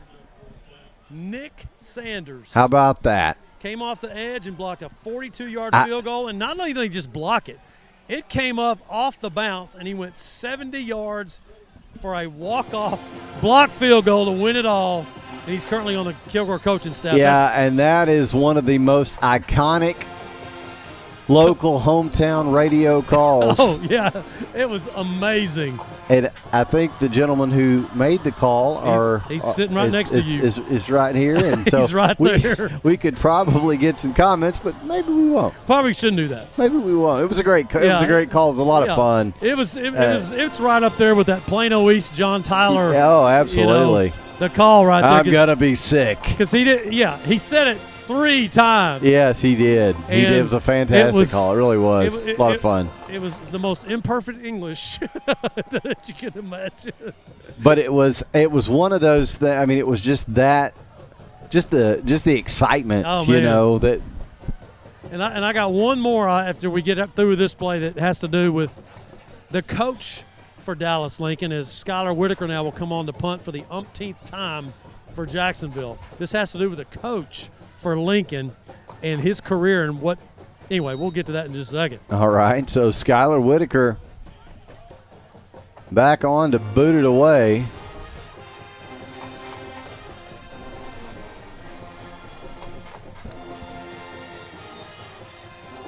Flag. Come on, dude. It's 56-7 with 58 seconds, and you're throwing a flag. False start against Jacksonville because everybody needed to know that at this point in the ball game. Oh, my goodness. So the head coach for Dallas Lincoln that got beat by Kilgore that day is Reginald Samples. Okay. He lost on the last play of the state of he missed a state championship on the last play. I'll get to that get back there in a minute.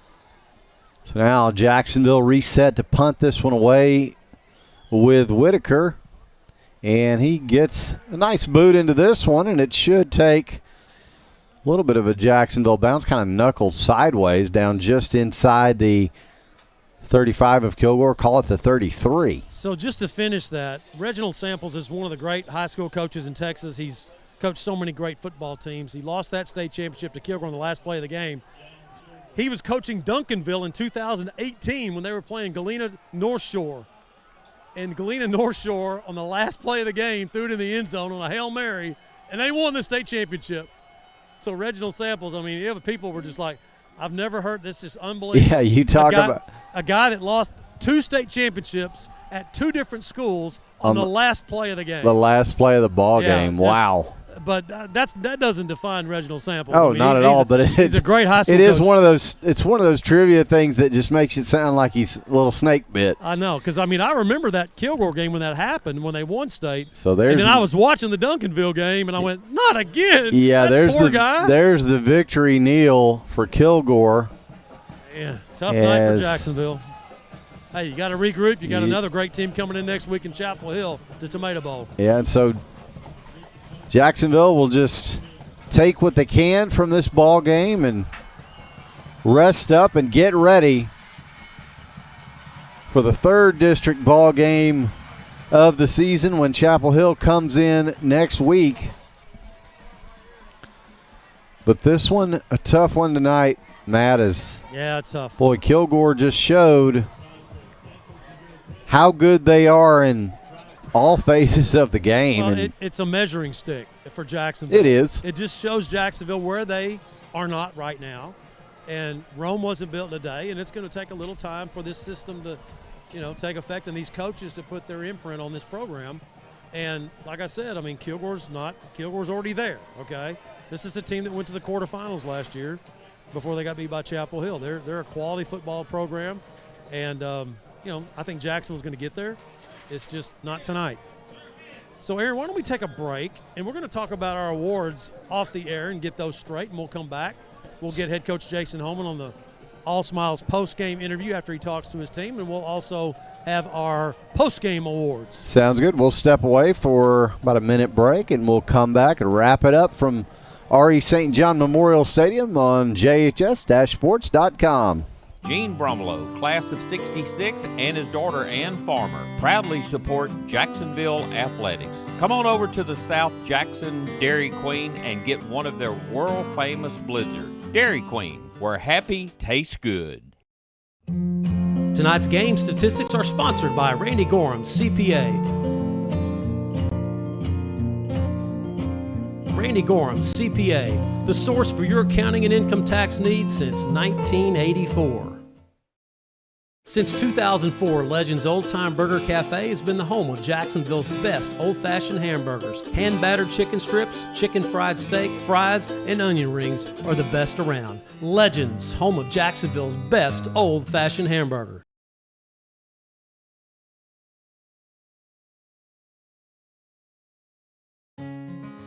Community is not just a place. It's not just people who live nearby or the name on a city limit sign. No.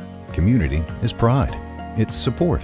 It's showing up when you're needed without being asked. Community is knowing that you're not alone. It's sharing burdens and successes.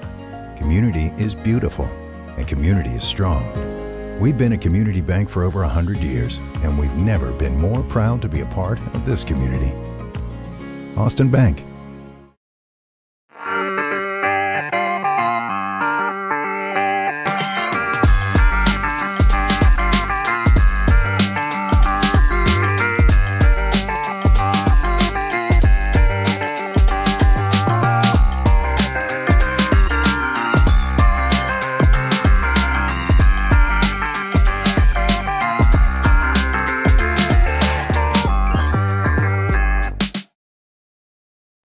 As ETMC joins the UT Health family, we're bringing a new vision of healthcare to East Texas, where the brightest minds in academics and medicine work together to treat the most complex health challenges and improve lives, where access to world-class medicine and cutting-edge technology will bring health, hope, and a brighter tomorrow. We are UT Health East Texas, advancing healthcare together. When life throws you a curveball, give it to the guy who can knock it out of the park. A high drive to right, sending Ludwig back. It's gone! Micah Hoffpower. Call Micah Hoffpower at Texas Farm Bureau for all of your life, auto, and home insurance needs. We're back live at R.E. St. John Memorial Stadium as we wrap up a rough night for the blue and gold, Matt. Tough night. It's one of those games we talked about a minute ago about, hey, you're not at that level yet. This is what you're shooting for, to have a team like Kilgore, and it's going to take a little time. But, hey, season's not over. You had 6 games. You got a chance. You're 1-1 in district now. You control your own destiny, rest of the district. Hey, let's hand out our post-game awards. First, the Bone Crusher hit of the game, sponsored by Dar Chiropractic. If your body needs an adjustment, call Dr. Darwin Dar, JHS class of 1984. He's your hometown chiropractor. For the 3rd time this season, the Bone Crusher hit of the game goes to Ryan Walker. If you give Ryan Walker a football, chances are he's going to hit somebody, Matt. The play of the game goes to Coda Kennedy. The play of the game is sponsored by Congratulations. Not only does Congratulations provide a weekly award for the play of the game, but they also do a lot of things at Tomato Bowl. And just it's all over the stadium. Congratulations is your hometown awards engraving store. Coach, I'm looking for him. I'm waiting here. Where is he going? Is he okay? He's down there talking to the missus. Consolation. Do I need to walk into this? Is this not a good thing? You might keep your distance.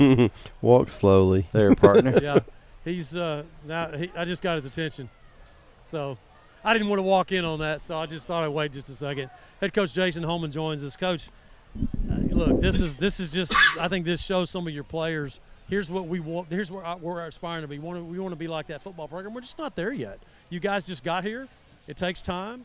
You had a good role, but this is one of those valleys that you said you didn't want your team to fall into. But the season's not over. You got 4 games and you can control your own destiny. Well, we're a heck of a lot better than that showing, and I think everybody knows that. Yeah. We've had 3 pretty good weeks of improvement, and I think we kind of came into this one maybe just a little bit too high on it, and then kind of petered out early in the first quarter. But I just told the kids just now, you want to be a playoff team, you want to be a playoff caliber team, you got to beat playoff caliber opponents, and you got to be able to compete with them and stay in the game. We just didn't let that happen. Too many mistakes, not only turnovers and bumbles and fumbles, but execution-wise. And Kilgore created a lot of things that forced you out of your game plan. I mean, they took away your passing lanes. They played press coverage. Your receivers couldn't get – the pressure on Ryan McCown. And, you got to the edge a little bit with Joella, but not much. Yeah, of course, we knew they were very good defensively. I mean, we knew the task we had in front of us. But, again, that's no excuse. If you want to compete with them, you got to go out and you got to find a way to move them. You got to find a way to get open. You got to find a way to protect. Well, you come home next week and you got a team you're familiar with, Chapel Hill. You won a state championship there as defensive coordinator, and now they're coming to Tomato Bowl. And they won today in an odd 3:30 ball game because of lighting. They won 42-21 over Palestine. So they're coming in, and you had such a good week of practice last week. I think if you could do that again, maybe the kids can get some mojo back at Tomato Bowl. Well, you just put your head down and go to work again, regroup, knowing that you're better than what you just performed, and you strive not to let that happen again. So that'll be the goal. Coach, appreciate it. Thank you. Head coach Jason Holman on the All Smiles postgame interview. And, guys, before I get out of here, and I drop my sheet right here, let's finish up our postgame awards. I mentioned the play of the game goes to Dakota Kennedy for Jacksonville's lone touchdown on the 18 or 17-yard reception. The offensive player of the game for Jacksonville, this may sound odd, it's the punter, Skylar Whitaker, the senior. Had a big night, had 7 punts, had some really changed the field a couple of times. Pretty odd, pretty tough night when you give your punter that award. The defensive player of the game, Cash Bearden, did a nice job breaking up some passes and had some shutdown plays.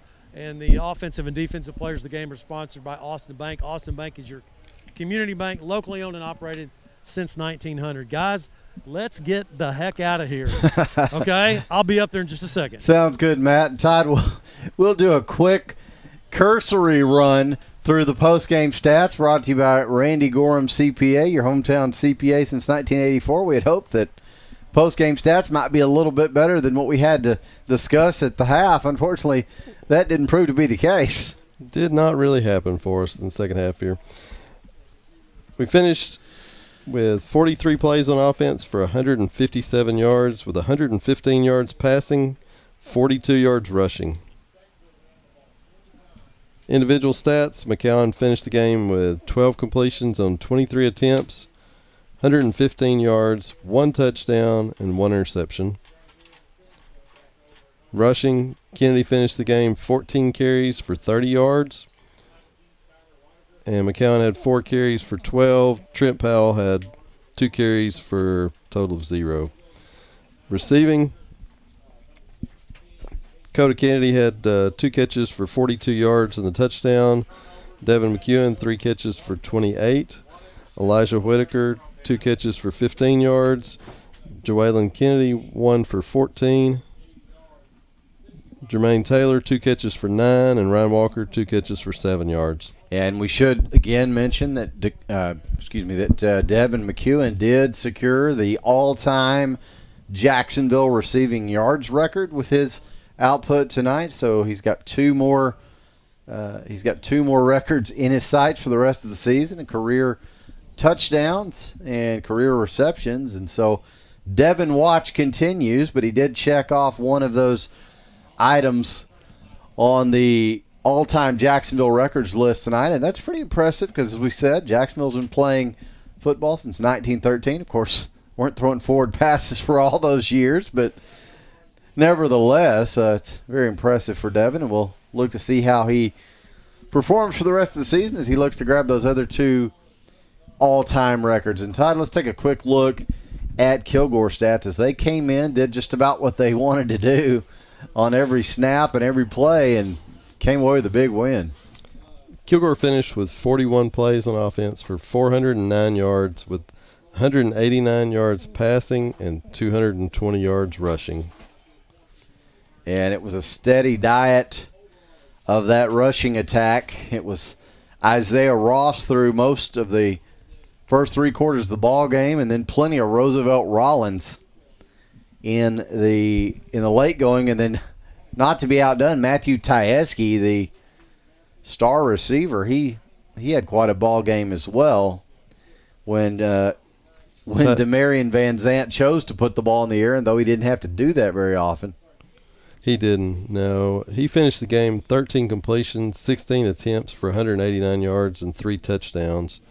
And rushing, Ross finished 16 carries for 139 yards and 2 touchdowns. And Rollins had 6 carries for 84 yards and 2 touchdowns. And what were Tyeski's final numbers on the receiving? Tyeski, 5 catches for 99 yards and a touchdown. Wow.